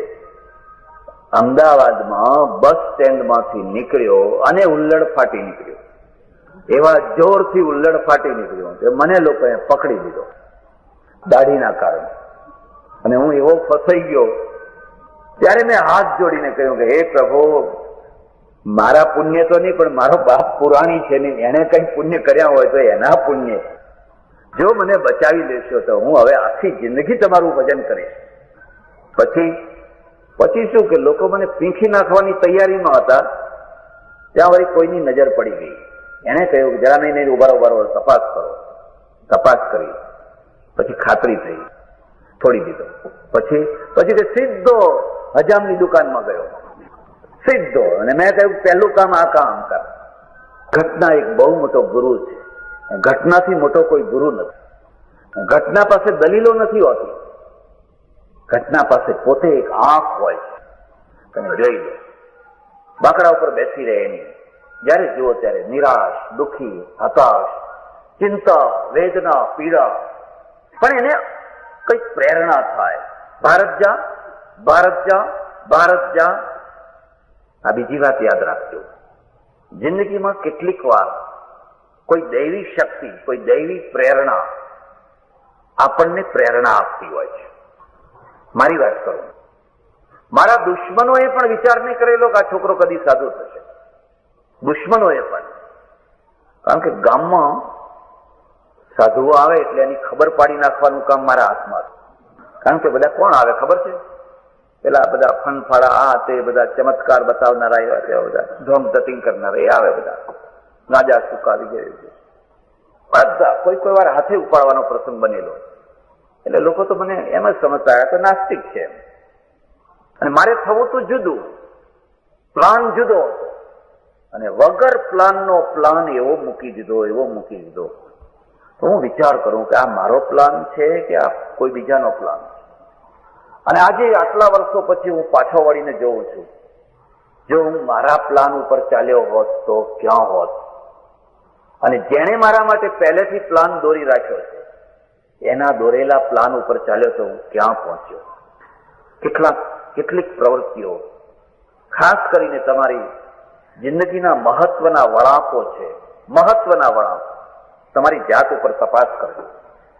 મહત્વના વળાંકો કેટલીક વાર અદભુત રીતે વળી જવાતું હોય છે.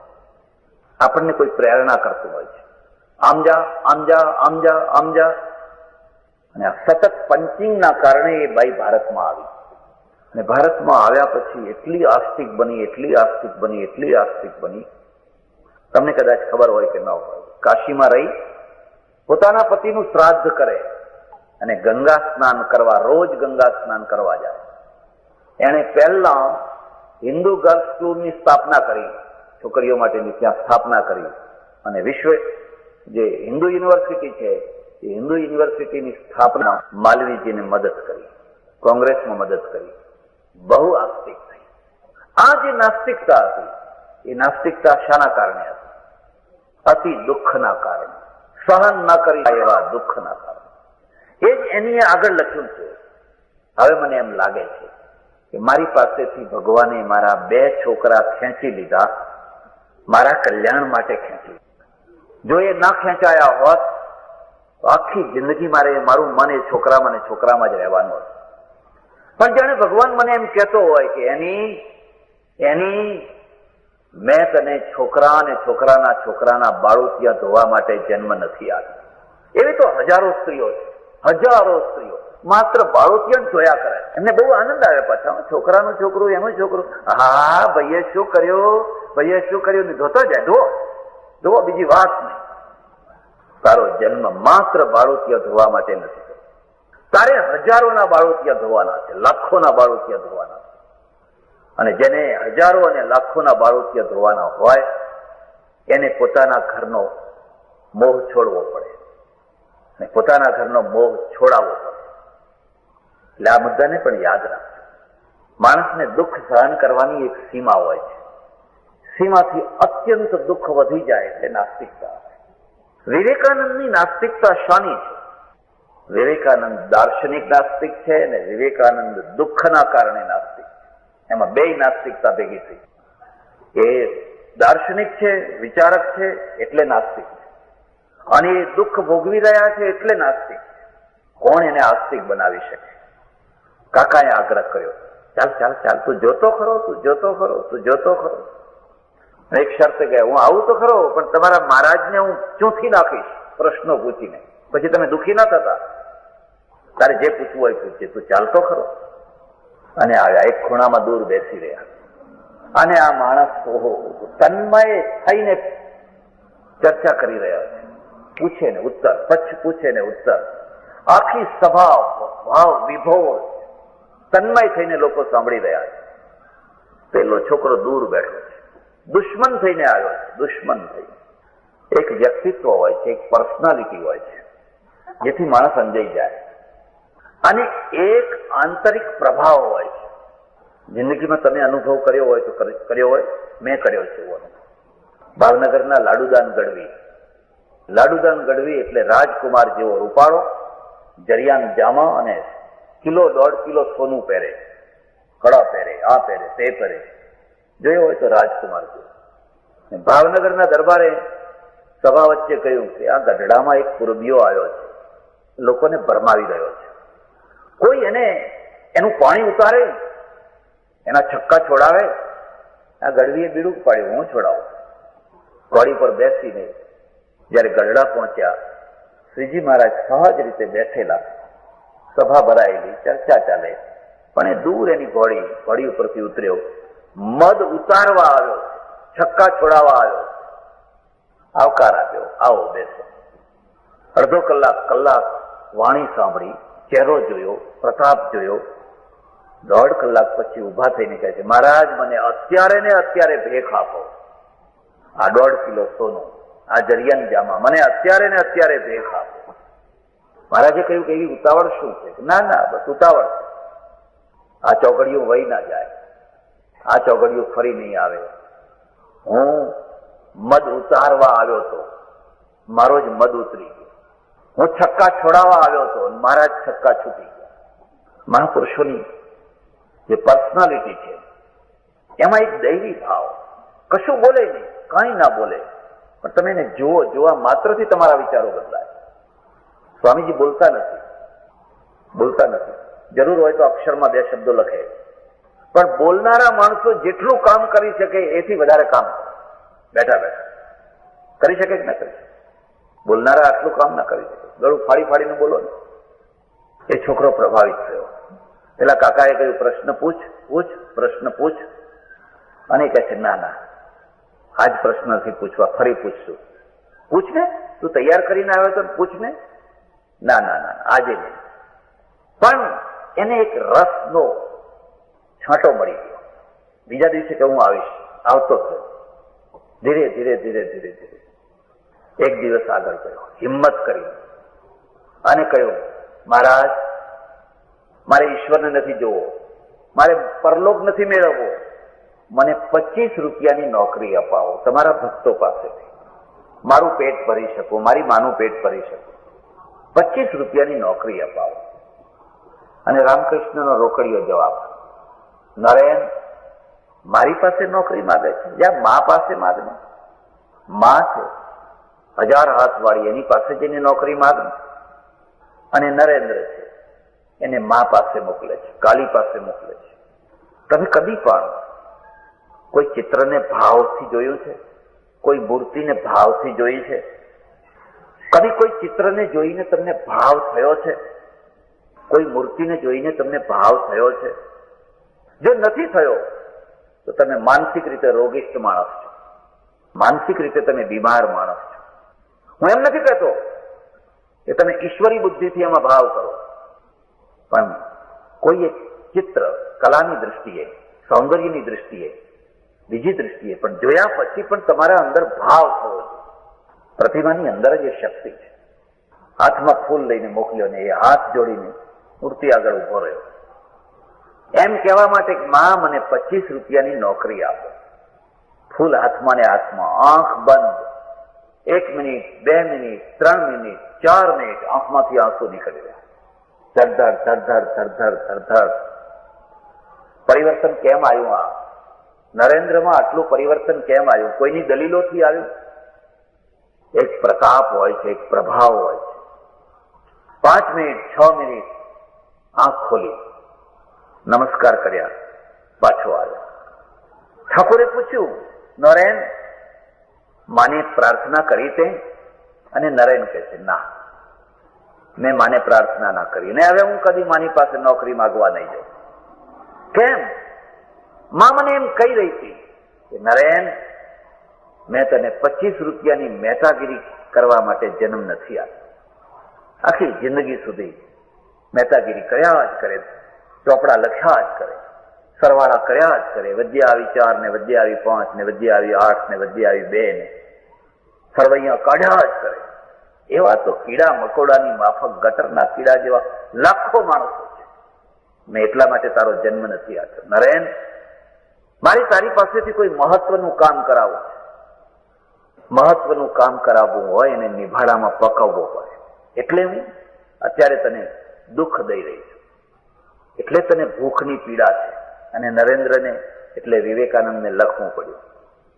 જો મેં ભૂખ ના જોયું હોત, જો મેં દરિદ્રતા ના જોયું હોત, તો હું કદાચ સાધુ થઈને બહુ બહુ તો લુખ્ખો વેદાંતી થઈ ગયો હોત. લુખ્ખો વેદાંત. આત્મા ખાતો નથી, આત્મા પીતો નથી, આત્મા મરતો નથી, આત્મા આવતો નથી, એ બધી લુખી લુખી વાતો કરનારી થઈ ગયો. પણ એ અનુભવે મને એમ કહ્યું, આત્મા ખાય છે, આત્મા ખાય છે, જા કોઈના પેટને ઠાપ. એટલે રામકૃષ્ણ મિશનની સ્થાપના થઈ. આ બધા મિશનોની સ્થાપના કેમ કરવામાં આવી? ખાલી એકલું વેદાંતનું પુસ્તક લઈને બધાને ઘટાકાશ ને મઠાકાશ ને રજ્જુ ને સર્પ કેમ ના કરવામાં આવી? રામકૃષ્ણે કહ્યું, નરેન, ક્રિયાત્મક વેદાંત, નિષ્ક્રિય વેદાંત નહીં, ક્રિયાત્મક વેદાંત. અને ક્રિયાત્મક વેદાંત ત્રિપાક્ષનું વેદાંત. જે ભૂખ્યો માણસ છે એને રોટલો આપો. બંગાળમાં કેટલો મોટો ભૂખમરો, એને રોટલો આપો. જે રોગી માણસ છે એને દવા આપો. તમે ડોક્ટરો છો, તમારું તો કામ જ છે દુખિયા માણસો સાથે સવારથી સાંજ. મેં જોયું છે જે લોકો સતત દુખિયા માણસો સાથે સંબંધમાં રહેતા હોય છે ને, એ લાગણી શૂન્ય થઈ જતા હોય છે. અહીં બેઠેલાની વાત નથી, આ તો ગેરહાજર હોય એમની વાત છે. લાગણી શૂન્ય થઈ જતા હોય છે. કારણ કે હવે કેટલા લોકો બૂમો પાડતા રોજ આવતા હોય, હમણાં ટાઈમ નથી, હમણાં ટાઈમ નથી. પછી જ પેલાનો જીવ નીકળી રહ્યો છે, એના પ્રાણ નીકળી રહ્યા છે, એની એક એક મિનિટ મોંઘી છે. પણ જો એ લાગણી શૂન્યતા ન આવે તો એમ સમજવાનું કે આ માણસ છે એના ધંધામાં ચેતના લાવશે, અને ધંધો એનામાં ચેતના લાવશે. ધંધો એ જ ઉપાસના થઈ જશે, ધંધો એ જ આરાધના થઈ જશે. મને યાદ છે, હું લીમડી ગયેલો, લીમડીમાં પ્રવચન, એક બેન આવ્યા. પછી મને કે મારા પતિ ડોક્ટર છે, એમને અહીં આવવાની બહુ ઈચ્છા હતી, ઘણી ઈચ્છા હતી, પણ એક મહત્વનું ઓપરેશન આવી ગયું. એટલે મને કહ્યું, તું જા અને મારા માટે પ્રવચન સાંભળવું એના કરતા ઓપરેશન કરવું એ વધારે મહત્વનું છે, એટલે મારાથી નહીં આવી શકાય. પણ સ્વામીજીને કહેજે કે આ રસ્તે નીકળો તો 2 મિનિટ માટે મારી પાસે મને દર્શન દેવા આવે. મેં કહ્યું જરૂર આવીશ. દર્શન દેવા નહીં, દર્શન કરવા, દર્શન કરવા માટે આવીશ. મને કહ્યું, બાપજી મારે ખૂબ ઈચ્છા હતી, પણ આ ઓપરેશન એટલું મહત્વનું હતું કે જો હું 1 કલાક મોડો પડું, 2 કલાક મોડો પડું તો કદાચ દર્દી મરી જાય, એટલે હું ના આવ્યો. મેં કહ્યું ના જ આવવું જોઈએ. તમે ધંધો કરજો લાગણીહીન બનીને, હોટલ ચલાવજો લાગણીહીન બનીને નહીં. તમારી ચાની અંદર એક લાગણી છે. લોજ ચલાવજો, કોઈને જમાડજો, પણ તમારી એકે એક રોટલીમાં તમારી લાગણી, અને લાગણી હશે ને તો તમારી હોટલ ને તમારી લોજ કદી ઊંચી નહીં મુકાય. આવનારા ખેંચી ખેંચીને લોકોને લાવશે. પણ જો તમે લાગણીહીન થઈ ગયા તો તમારી ધંધાની ચેતના મરી જશે, અને ધંધાની ચેતના મરી જશે એ તમારી ચેતનાને મારી નાખશે. તમે એક કુખ્યાત ડોક્ટર તરીકે, પ્રખ્યાત નહીં, સુખ્યાત નહીં, પણ એક કુખ્યાત ડોક્ટર તરીકે બહુ તો કાઠું કાઢશો, એથી વધારે કરશો, એથી વધારે કઈ. એક એવાય ડોક્ટર છે જેને લોકો ભગવાન કહે છે. ભગવાન ડોક્ટર નથી, આ તો ભગવાન છે. મારે નોકરી નથી કરવી, હું હજુ વધારે દુઃખ વેઠીશ, હજુ વધારે કષ્ટો વેઠીશ, પણ હવે જે માએ મારા માટે રસ્તો નિર્ધારિત કર્યો છે એ જ રસ્તે હું ચાલીશ. સજ્જનો, રામ, કૃષ્ણ અને નરેન્દ્ર હિન્દુઇઝમમાં એક ખાસ પરંપરા છે. હિન્દુઇઝમમાં નહીં, ભારતીયતામાં. એક વરસાદ વરસે છે, પણ ઝીલનારી કોઈ ગોળી જોઈએ, પાત્ર જોઈએ, નહીં તો વરસાદ ચાલ્યો જશે દરિયામાં. બહુ પહેલા વરસાદ વરસ્યો, યાજ્ઞવલ્ક યાજ્ઞવલ્ક્યના મુખમાંથી ઉપનિષદનું બ્રહ્મ તેજ, બ્રહ્મ તત્વ જનકે કીધું. જનક અમર થઈ ગયો, યાજ્ઞવલ્ક અમર થઈ ગયા. બુદ્ધ આવ્યા, બુદ્ધની વાણીમાં ઓહો હો, એટલી નિર્મળતા, એટલી નિર્મળતા, એટલી નિર્મળતા. હું તમને ખાસ ભલામણ કરું છું, ઉદાર થજો, વ્યાપક થજો, વાંચન છે ને વ્યાપક કરજો, બુદ્ધની વાણી વાંચજો. હમણાં થોડા દિવસ પહેલા જોઈ પ્રકરણ વાંચતો હતો. એક શેઠાણી છે, બહુ શ્રીમંત શેઠાણી છે. એને એક દ્રશ્ય જોયું. એક સાધ્વી વસ્ત્ર વિનાની થઈને નદીમાં સ્નાન કરે છે. અને લજ્જા આવી પેલી શેઠાણીને. પછી આવીને પૂછ્યું, આવી રીતે કેમ સ્નાન કર્યું? સાધ્વીએ જવાબ આપ્યો, મારી પાસે એક જ વસ્ત્ર છે, બીજું વસ્ત્ર નથી, એટલે મારી પાસે બીજો કોઈ રસ્તો નતો. પેલી શેઠાણી છે ને એ બુદ્ધ પાસે પહોંચી અને બુદ્ધને જઈને કહે છે, ભગવાન મને એક વરદાન આપો, હું આપની પાસે એક વરદાન માંગવા આવી છું. અને બુદ્ધે બહુ શાંતિથી જવાબ આપ્યો, તથાગત. તથાગત એટલે બુદ્ધ. હું તથાગત શ્રાપ અને વરદાનથી પર છે. કેટલી ગજબની વાત! તથાગત કોઈને શ્રાપ નથી આપતા, તથાગત કોઈને વરદાન પણ નથી આપતા. આ આધ્યાત્મિકતા. મને એક અમેરિકામાં સજ્જન મળ્યા. મને કે તમારી પ્રવૃત્તિ શું? મેં કહ્યું, ભાઈ તમે જાણતા નથી ભારતના સાધુઓની પ્રવૃત્તિ શું હોય, જાણતા નથી? મને કે ના. મેં કહ્યું, મારી બે પ્રવૃત્તિઓ છે. શું? દર્શન આપવા અને આશીર્વાદ આપવા. દર્શન આપવા અને આશીર્વાદ આપવા. મને કે આવી રીતે કઈ પ્રવૃત્તિ હોતી હશે? અરે મેં કહું, અમારે ત્યાં ધમધોકાર ચાલે છે. આ જ પ્રવૃત્તિ ધમધોકાર ચાલે છે. કેટલીક વાર તો હું તો અમારા બીએડ પાસ થયેલા છોકરાઓ હોય ને, ઇન્ટરવ્યુ આપી આપીને થાક્યા હોય ને, ગાલ બેસી ગયા હોય, આંખો ઉડી ઉતરી ગઈ હોય ને, એમ લાગે કે હવે કઈ ધંધો મળે એવો નથી, તો એમને કહું છું, હવે મૂકો આ બધું પડતું, કોઈ એક નાની સરખી ડેરી બનાવી લો અને પાણી મંતરવા માંડો. જો એવો ચાલશે આ દેશમાં ધંધો, એવો ચાલશે, એવો ચાલશે.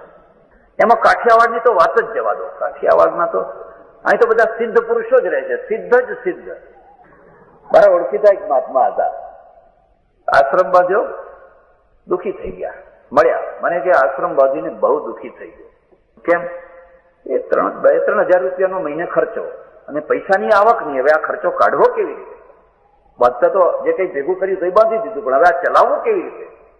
મેં કોઈ પહેલા વિચાર કરવો હતો ને. મને કે જો પહેલા વિચાર કર્યો હોત તો સાધુ જ શું કામ થાત? જો એટલી અક્કલ હોત. ભાઈ પહેલા વિચાર કરતા નથી આવડતો ત્યારે તો આ ભૂલ ઉપર ભૂલ થાય છે. હશે કીધું, ભોગવો. હવે 2-3 વર્ષ થયા, ફરી મળ્યા.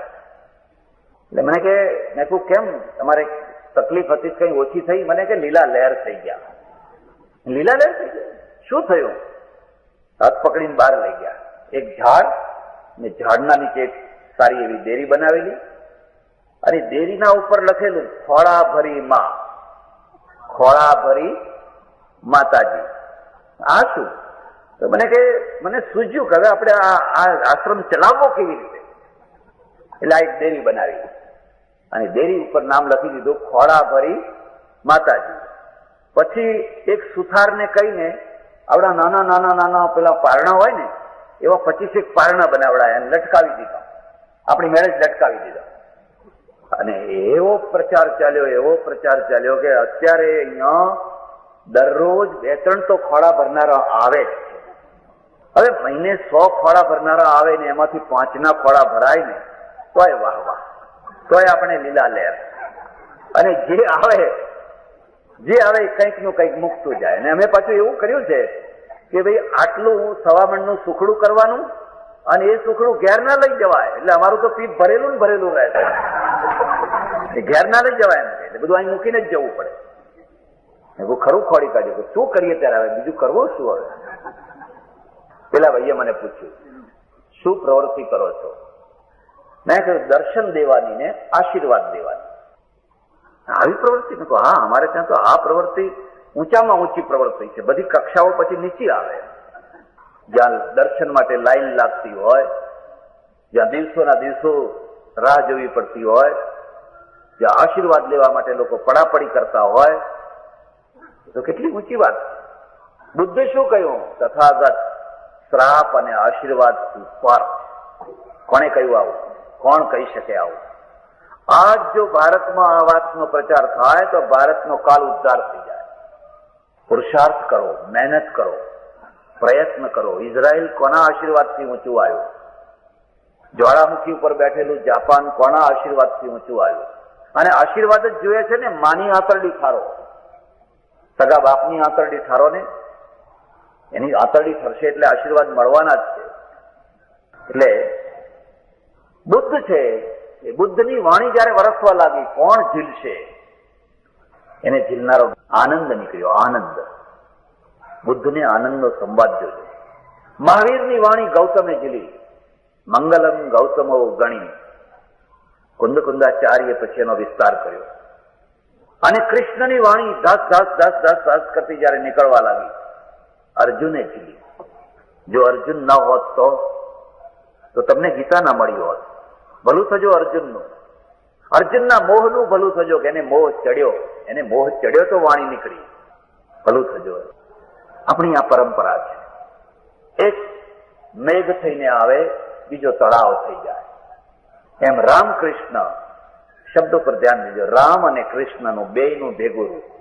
અને અહીંયા નર નર નારાયણ સહજાનંદ સ્વામીની વાણી નીકળી. સહજાનંદ સ્વામીએ લખ્યું નથી, એમના પરમહંસોએ લખ્યું છે કે જે કંઈ બોલ્યા, જેવું કંઈ બોલ્યા, તમે વચનામૃત વાંચો કે શિક્ષાપત્રી, એમના સાથેના જે પરમહંસો હતા એમણે બધી નોંધ તૈયાર કરી. પણ એ ઝીલનારા કોણ? કોઈ ગોપાળાનંદ, કોઈ મુક્તાનંદ, કોઈ ગુણાતીતાનંદ, કોઈ ફલાણાનંદ. એક ઝીલનાર મળે. રામકૃષ્ણનો જે મૂળ ઉપદેશ હતો, એ મૂળ ઉપદેશને ઝીલવા માટે આ નર આવ્યો. નારાયણ, નર નારાયણ, નર નારાયણ. એકનું નામ નર છે, નરેન્દ્ર છે, બીજાનું નામ રામકૃષ્ણ. ઘણી વાતો છે રામકૃષ્ણના જીવન ચરિત્રમાં. તમે જોશો, એક વાર એમના ઉપર કલંક લગાડવાનો પ્રયત્ન થયેલો. કોઈ બકાત નહીં, બુદ્ધ બકાત નહીં, શ્રીજી મહારાજે બકાત નહીં, લાડુબાની, જીવુબા, એમના નામે પણ મુશ્કેલી થયેલી. કોઈ બકાત નહીં. તુલસીદાસ બકાત નહીં, કબીર બકાત નહીં. એક સમાજનો નિયમ છે, તમારી ઉન્નતિ થાય, તમારો જય જયકાર થાય, તમારી પ્રશંસા થાય, તમારો યશ થાય, થોડાક લોકોના પેટમાં ચૂંક આવવાની આવવાની આવવાની ને આવવાની જ. એવું કદી બની ન શકે કે તમારો જય જયકાર થાય ને કોઈના પેટમાં ચૂંક આવે જ નહીં. એવું બની ન શકે. તમે હાથ જોડો, નમ્રતાથી રહો, તો એ ચૂંક આવવાની. આ અભણ બ્રાહ્મણ, આટલો મોટો એનો પ્રભાવ, અમે મોટા મોટા વિદ્વાનોને અમારી કોઈ ગણતરી નહીં. એક ચોકડી ભેગી થઈ અને ચોકડીએ ઘાટ કર્યો, ષડયંત્ર કર્યું. એવું એને એવું ફસાવો ને આખું વ્યક્તિત્વ ખતમ થઈ જાય. અને શ્રદ્ધાનું ક્ષેત્ર એક એવું ક્ષેત્ર છે, 1 કરોડના માણસને 1 મિનિટમાં કોડીનો બનાવવો હોય તો બનાવી શકાય.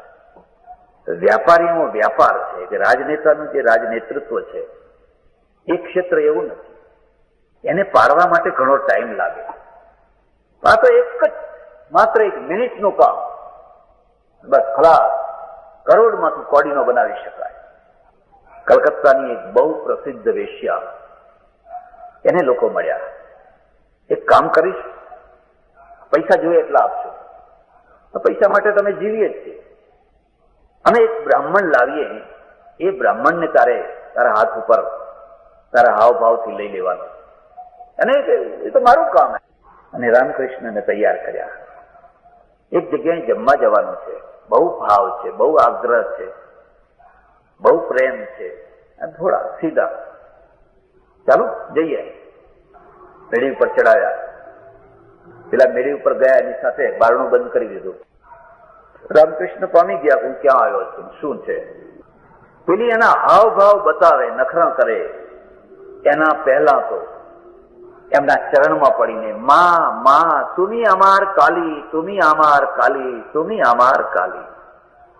તું વેશ્યાવાળામાં પડી હોય તો મારા માટે તો તું મારી જગદંબા કાલી જ છે. મારી જગદંબા કાલી સિવાય હું તારામાં બીજો કોઈ ભાવ નથી કરતો. અને હૃદય ઉપરની અસર બહુ પ્રબળ હોય છે. જ્યાં એના ચહેરા ઉપર આ એકદમ સાત્વિકતા, એની પેલાની એની તમોવૃત્તિ સમાપ્ત થઈ ગઈ, એની રજોવૃત્તિ સમાપ્ત થઈ ગઈ. એ ચરણમાં પડી. અરે નખો જ જજો પેલા લોકોનો. આવા પવિત્ર માણસના સાથે મને કેવી રીતે ગોઠવી દીધું. પેલા બહાર ઉભેલા માણસો છે ને તો કિલકારીઓ કરી રહ્યા છે. હમણાં આનું આખું ચારિત્ર ખંડિત કરી નાખીએ, વ્યક્તિત્વ ખતમ કરી નાખીએ. પણ જયારે બહાર નીકળ્યા ત્યારે સૂર્ય છે ને એ વાદળામાંથી નીકળે તો વધારે ચમકારો કરતો નીકળે, એવી રીતે વધારે તેજસ્વી છે. તમે રામકૃષ્ણ દેવના જીવન ચરિત્ર જોજો. નાની ઉંમરમાં એમને પરણાવી દીધા. શારદામણી આવ્યા. કેટલીક વાર પતિ પત્નીના સંબંધની અંદર પણ એટલી દૈવી ભૂમિકા હોય છે, એટલી દૈવી ભૂમિકા હોય છે કે તમે એવી દૈવી ભૂમિકાની કલ્પના ના કરી શકો, એટલી દૈવી ભૂમિકા હોય. આભાર, ધન્યવાદ, હરિઓમ. પૂજ્ય સ્વામીજીની ધર્મ અને સમાજમાં ક્રાંતિ જગાડનારી જુદા જુદા વિષયો ઉપર 200 ઉપરની કેસેટો છે, જેવી કે ઉપનિષદો ઉપર 22, તુલસી રામાયણ ઉપર 14, શ્રી કૃષ્ણ ચરિત્ર ઉપર 11, ગીતા ઉપર 30, સંત ચરિત્ર ઉપર 19 તથા જુદા જુદા વિષયો ઉપર 100 કરતા વધારે કેસેટો છે. આપ સૌ વધુમાં વધુ આ કેસેટો સાંભળો તથા સંભળાવો, જેથી ધર્મ, સમાજ તથા રાષ્ટ્રની ઉન્નતિ માટે ક્રાંતિકારી વૈચારિક ભૂમિકા તૈયાર થાય. બ્રાહ્મણનો દીકરો હતો, કાશીમાં ભણેલો, બહુ વિદ્વાન. ઘેર આવ્યો, કુસંગમાં પડી ગયો. બસ નાગથી ના ડરશો, સર્પથી ના ડરશો, મીછીથી ના ડરશો. એ તમને ડંખ મારીને શું કરવાનો હતો? એનો ડંખ ઉતારનારા તો ઘણાય છે, પણ ડરવું જ હોય તો કુસંગથી ડરજો. એ કુસંગીનો જે ડંખ વાગશે ને, એનું ઝેર ઉતારનારા ગામડે નથી પડ્યા હોતા.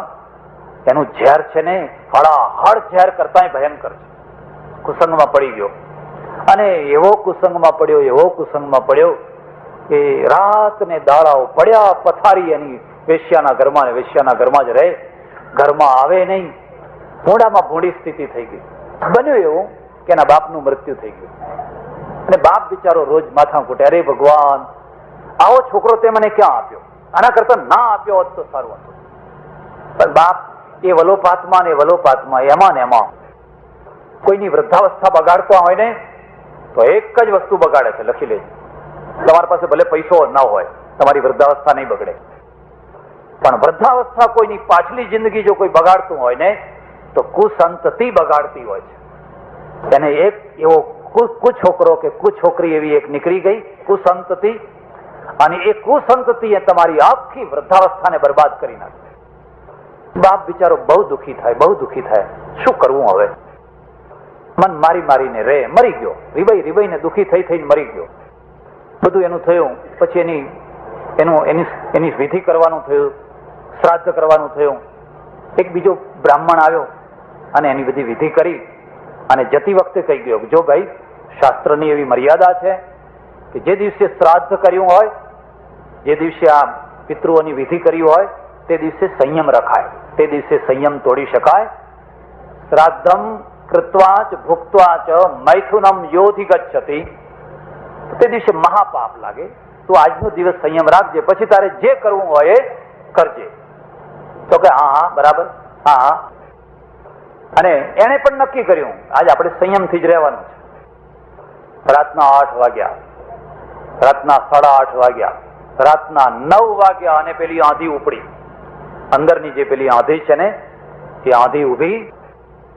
એને આંધીને દબાવવાનો ઘણો પ્રયત્ન કર્યો, પણ એ આંધી વધતી જ ગઈ. 10 વાગ્યા, આંધીનો વંટોળિયો થઈ ગયો. 11 વાગ્યા, બસ હવે તો એ વંટોળિયો ટોર્નેડો જેવો થઈ ગયો, પાંદડું ઉડાડી નાખે, મોટા ઝાડને. 12 વાગ્યા અને એ ઉભો થઈ ગયો પથારીમાંથી. બસ નિર્ણય ખતમ, નિશ્ચય ખતમ થઈ ગયો, ઉભો થઈ ગયો. કાળી મેઘલી રાત છે, વરસાદ ઝરમર, શ્રાવણ ભાદરવાની રાત છે અને અંધારી રાત છે, પણ એ સડસડાટ દોડી જાય છે. નદીનો કિનારો સામા કિનારે જવાનું છે, કારણ કે વાસનાનું કેન્દ્ર ત્યાં છે. એ નિર્ભય છે, એને અત્યારે બીક નથી. સર્પ, વીંછી, ફલાણું કઈ નહીં, સડસડાટ જઈ રહ્યો છે. પણ હવે નદી તરવી કેવી રીતે? ત્યાં તો એને જોયું તો લાકડું પડેલું છે. ખુશ ખુશ થઈ ગયો કે એને વ્યવસ્થા કરેલી. લાકડા ઉપર ભાર મૂકી પેલા કિનારે પહોંચ્યો. લાકડું એક તરફ મૂકી દીધું. કામાંધ અને પેલું જે બંગલો છે ને બંગલે પહોંચ્યો. બારી બારણા બંધ છે. તો જોયું તો ઉપર ચડવા માટે દોરડું ટાંગી રાખેલું છે. દોરડું પકડીને સડસડાટ ઉપર ચડી ગયો. પેલી જ્યાં એના રૂમમાં સુતેલી ત્યાં જઈને એને જગાડી. અરે તું સુઈ ગઈ છે? હું આવ્યો. અને ઊંઘ બગડેલી. હવે એ તો વેશ્યા છે, એ કઈ પત્ની થોડી છે. એ કઈ તમારા આત્માના સાથે એનો સંબંધ થોડો છે. એનો સંબંધ તો તમારા પૈસા સાથે છે, તમારી જુવાની સાથે છે. એ જુવાની ખૂટી, પૈસા ખૂટ્યા એટલે હું કોણ ને. અને એનો મૂડ બગડ્યો ને એને જે ગાળો દેવા માંડી. તને ભાન નથી વિષયના કીડા, તું આવો, તું તેવો, તું ફલાણો, અત્યારે મારી ઊંઘ બગાડી. અરે પણ તે મારા માટે લાકડું મૂક્યું હતું, તે મારા માટે દોરડું ટાંગ્યું હતું. ચાલ એમ કે બતાય મને ક્યાં દોરડું છે. એ આવીને જુએ, દોરડું નહીં પણ એક ફણીધર સર્પ ટીંગાઈ રહેલો છે. અલ્યા આંધળો થયેલો આ નાગને તે દોરડું સમજ્યું? હે, આ તો નાગ હતો, કરડ્યો નહીં મને. બતાવ મેલું ક્યાં છે, લાકડું ક્યાં છે? અને લાકડું નહીં પણ કોઈનું મળતું હતું. અભિજાત હતો ને, કુસંગમાં પડેલો પણ મૂળ તો અભિજાત હતો ને. એના પડળ ખુલી ગયા, પગમાં પડ્યો, વેશ્યાના પગમાં. એના પગની ધૂળ લઈને માથે ચડાવી. તું મારી ગુરુ, હવે આજથી તું મારી ગુરુ. હવે મારે ને તારે કઈ લેવા. મને જે કાશીમાં જ્ઞાન ના મળ્યું એ જ્ઞાન તે આપી દીધું. નીકળી ગયો સડસડાટ. શ્રી કૃષ્ણ ગોવિંદ હરે મુરારે, હે નાથ નારાયણ વાસુદેવ. બસ બોલતો જાય ને ફરતો જાય. આટલી પોતડી, એટલું કઈ મળે તો ખાય અને પ્રભુ પ્રભુ પ્રભુ. મેં જીવન બરબાદ કરી નાખ્યું. રે પસ્તાવો વિપુલ ઝરણું સ્વર્ગથી ઉતર્યું છે. પાપી તેમાં ડૂબકી દઈને પુણ્યશાળી બને છે. બસ એનું રંગ અંગે અંગ હવે નિર્મળ થઈ ગયું. પણ વળી પાછી એક દિવસ પેલી વૃત્તિઓ ભભૂકી ઉઠી. શાકભાજીની માર્કેટ, અને ત્યાં એ કંઈક જતો હશે, ફરતો હશે, અને કોઈ બાઈ, રૂપાળી બાઈ એને જોઈને જોતો જ રહી ગયો. અને પેલા જૂના સંસ્કારો તાજા. એટલે આ મુદ્દાને યાદ રાખજો. બધાનો ભરોસો કરજો, પણ મનની વૃત્તિઓનો ભરોસો કરી શકાય? એ ક્યારે ઉથલો મારે અને ક્યારે શું કરે એ કહી ન શકાય. એટલે આપણે ઈશ્વરના શરણે રહેવાનું. કે જયારે તમારી વૃત્તિઓ ઉથલે મારે ત્યારે પેલો હાથ પકડી રાખે. ભલે તું ગાડો થયો છે પણ હું તો ગાડો નથી થયો ને.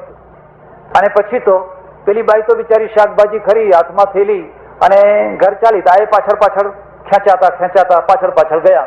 પેલી બાઈ તો ઘર આવ્યું, ઘરમાં પેસી ગઈ. એટલે આ બાર ઉભા રહી ગયા. ઘરમાં એનો પતિ બેઠેલો. એને જોયું કે તાર પાછળ એક પુરુષ આવ્યો છે. ના, ખબર નહીં. જો ને પેલો આવ્યો, લાય હું જ જોઉં. બહાર આવ્યા. પેલો પુરુષ છે ને બહાર આવીને કે, ઓહો, કઈ મહારાજ જેવા દેખાય છે. કેમ મહારાજ કઈ કામ હતું? કેમ આવ્યા હતા? અને એને ભાન થયું, ઓહો, હું તો ખેંચાતો આવી ગયો. બિલકુલ ખેંચાતો આવી ગયો. ના, કઈ નહીં. મારે તો એક જ ઈચ્છા હતી કે તમારી પત્ની બહુ રૂપાળી છે, રૂપનો અંબાર છે. મારે પેટ ભરીને એના દર્શન કરવાનું. બોલ, આડું જ લે કે ના લે? કોઈને કહી તો જોજો. પણ પુરુષ હતો ને બહુ જ્ઞાની હતો. એને કહ્યું કઈ વાંધો નહીં મહારાજ, ઉભા રહો, હું બોલાવી લાવું છું. એની પત્નીને કહી અહીંયા જયારે થોડી વાર ઉભી રહે ને એટલે એ બોલાવા ગયા. અને બોલાવા ગયા ને એટલે નમે ભક્ત પ્રણશ્યતિ. એની બાજુમાં જ કાંટાનું ઝાડ હતું. એમાંથી 2 મોટા કાંટા તોડ્યા અને 2 કાંટા તોડીને આવતા પહેલા જ આંખમાં ભોંકી દીધા. આંખ ફોડી નાખી પોતાની. દાળ લોહી નીકળી રહ્યું છે. પેલો પુરુષ એની સ્ત્રીને લઈને આવ્યો. લો મહારાજ જુઓ. પણ આ શું, તમે આંખો ફોડી નાખી? અને હસી રહ્યો છે. ભાઈ, હવે મને બહુ દેખાય છે. હવે મને એનું રૂપ દેખાય છે. હવે મને એનું સૌંદર્ય દેખાય છે. હવે મને બહુ દેખાય છે. આ આંખોએ મને બહુ દગો દીધો. બસ હવે મારે આ જ બરાબર છે. ધ્યાયતો વિષયાન પુંસઃ સંગસ્તેષુ ઉપજાયતે સંગાત સંજાયતે કામઃ, કામાત ક્રોધોऽભિજાયતે, ક્રોધાત ભવતિ सम्मोह, सम्मोहात् સ્મૃતિ વિભ્રમ, સ્મૃતિ ભ્રંશાત બુદ્ધિનાશો, બુદ્ધિનાશાત પ્રણશ્યતિ. અહીં પ્રણશ્યતિ અટકી ગયો, ભગવાને હાથ પકડી લીધો. એ સૂરદાસ થયા, એ સૂરદાસ થયા. અને પછી એને કઈ ભજન રચ્યા છે, કઈ ભજન રચ્યા છે, કઈ ભજન રચ્યા છે. પશ્ચિમના લોકો એમ કે છે કે બાળ જે સાહિત્ય છે, વાલના ગીતો જે છે જશોદાના, એ સૂરદાસની તોલે આજ સુધી કોઈ લખી શક્યો નથી. આ સૂરદાસની કથા છે. સજ્જનો, ભગવદ્ ગીતાએ બે ભેદ કરીને બતાવ્યું કે એક વેગના કારણે ડાયામાં ડાયો માણસ પણ એમાં તણાઈ જતો હોય છે અને એમાંથી અનર્થો ઉભા થતા હોય છે. કૃષ્ણ કનૈયા.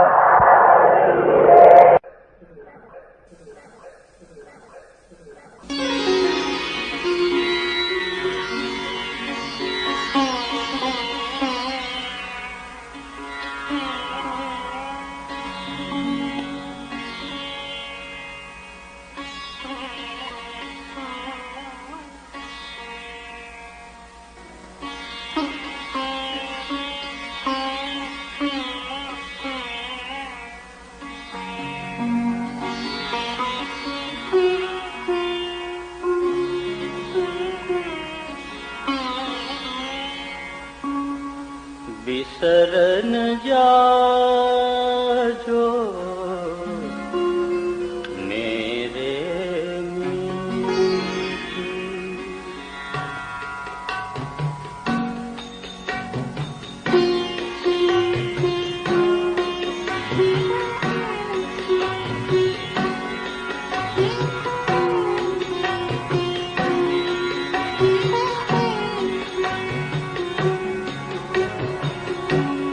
शरण जाजो मेरे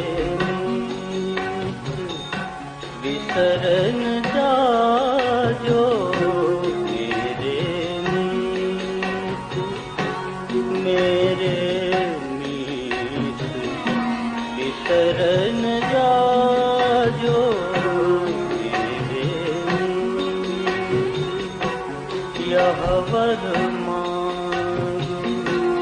यह वरमांगू मनीत विसरन जाजो मेरे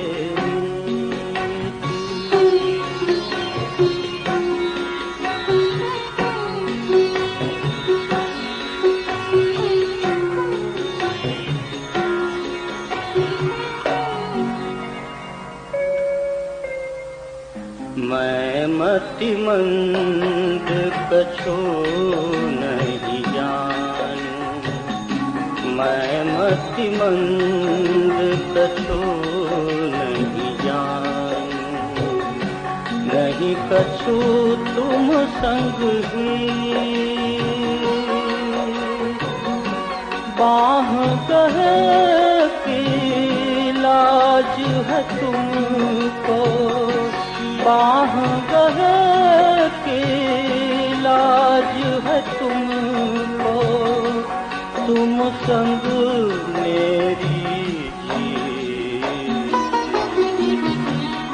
विसरन जाजो मेरे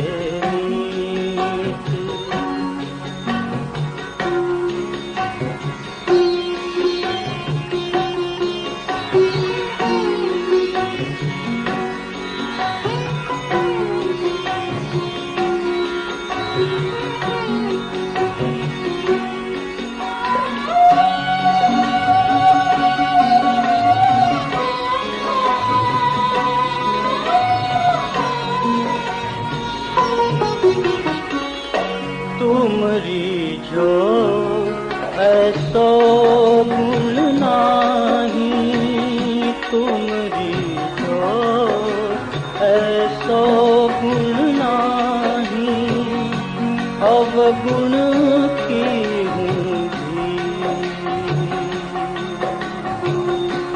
अवगुण जानी बितारोगे जीवन, अवगुण गुण जाने विसारोगे जीवन, होंगी मैं बहुत फजी। बिसरन जाजो मेरे मीत, बिसरन जाजो मेरे मीत।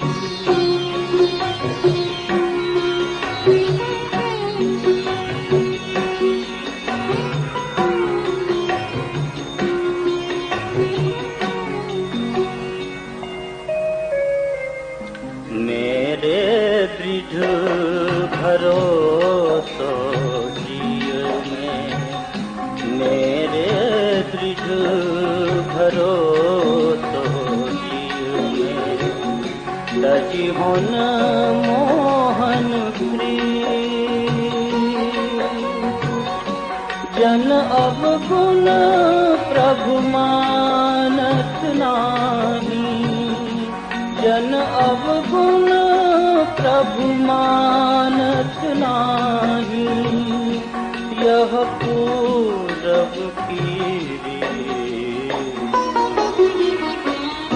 बिसरन जाजो मेरे मीत, बिसरन जाजो मेरे मीत।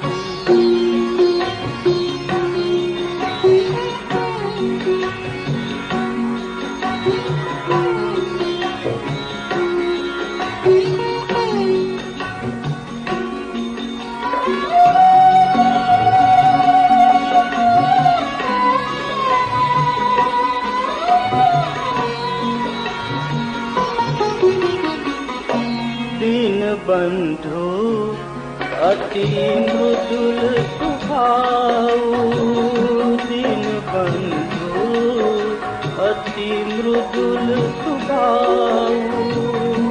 गाऊं निस दिन गीत, प्रेम सखी समझू नहीं ऊंडी, प्रेम सखी समझू नहीं ऊंडी। एक भरोसो थी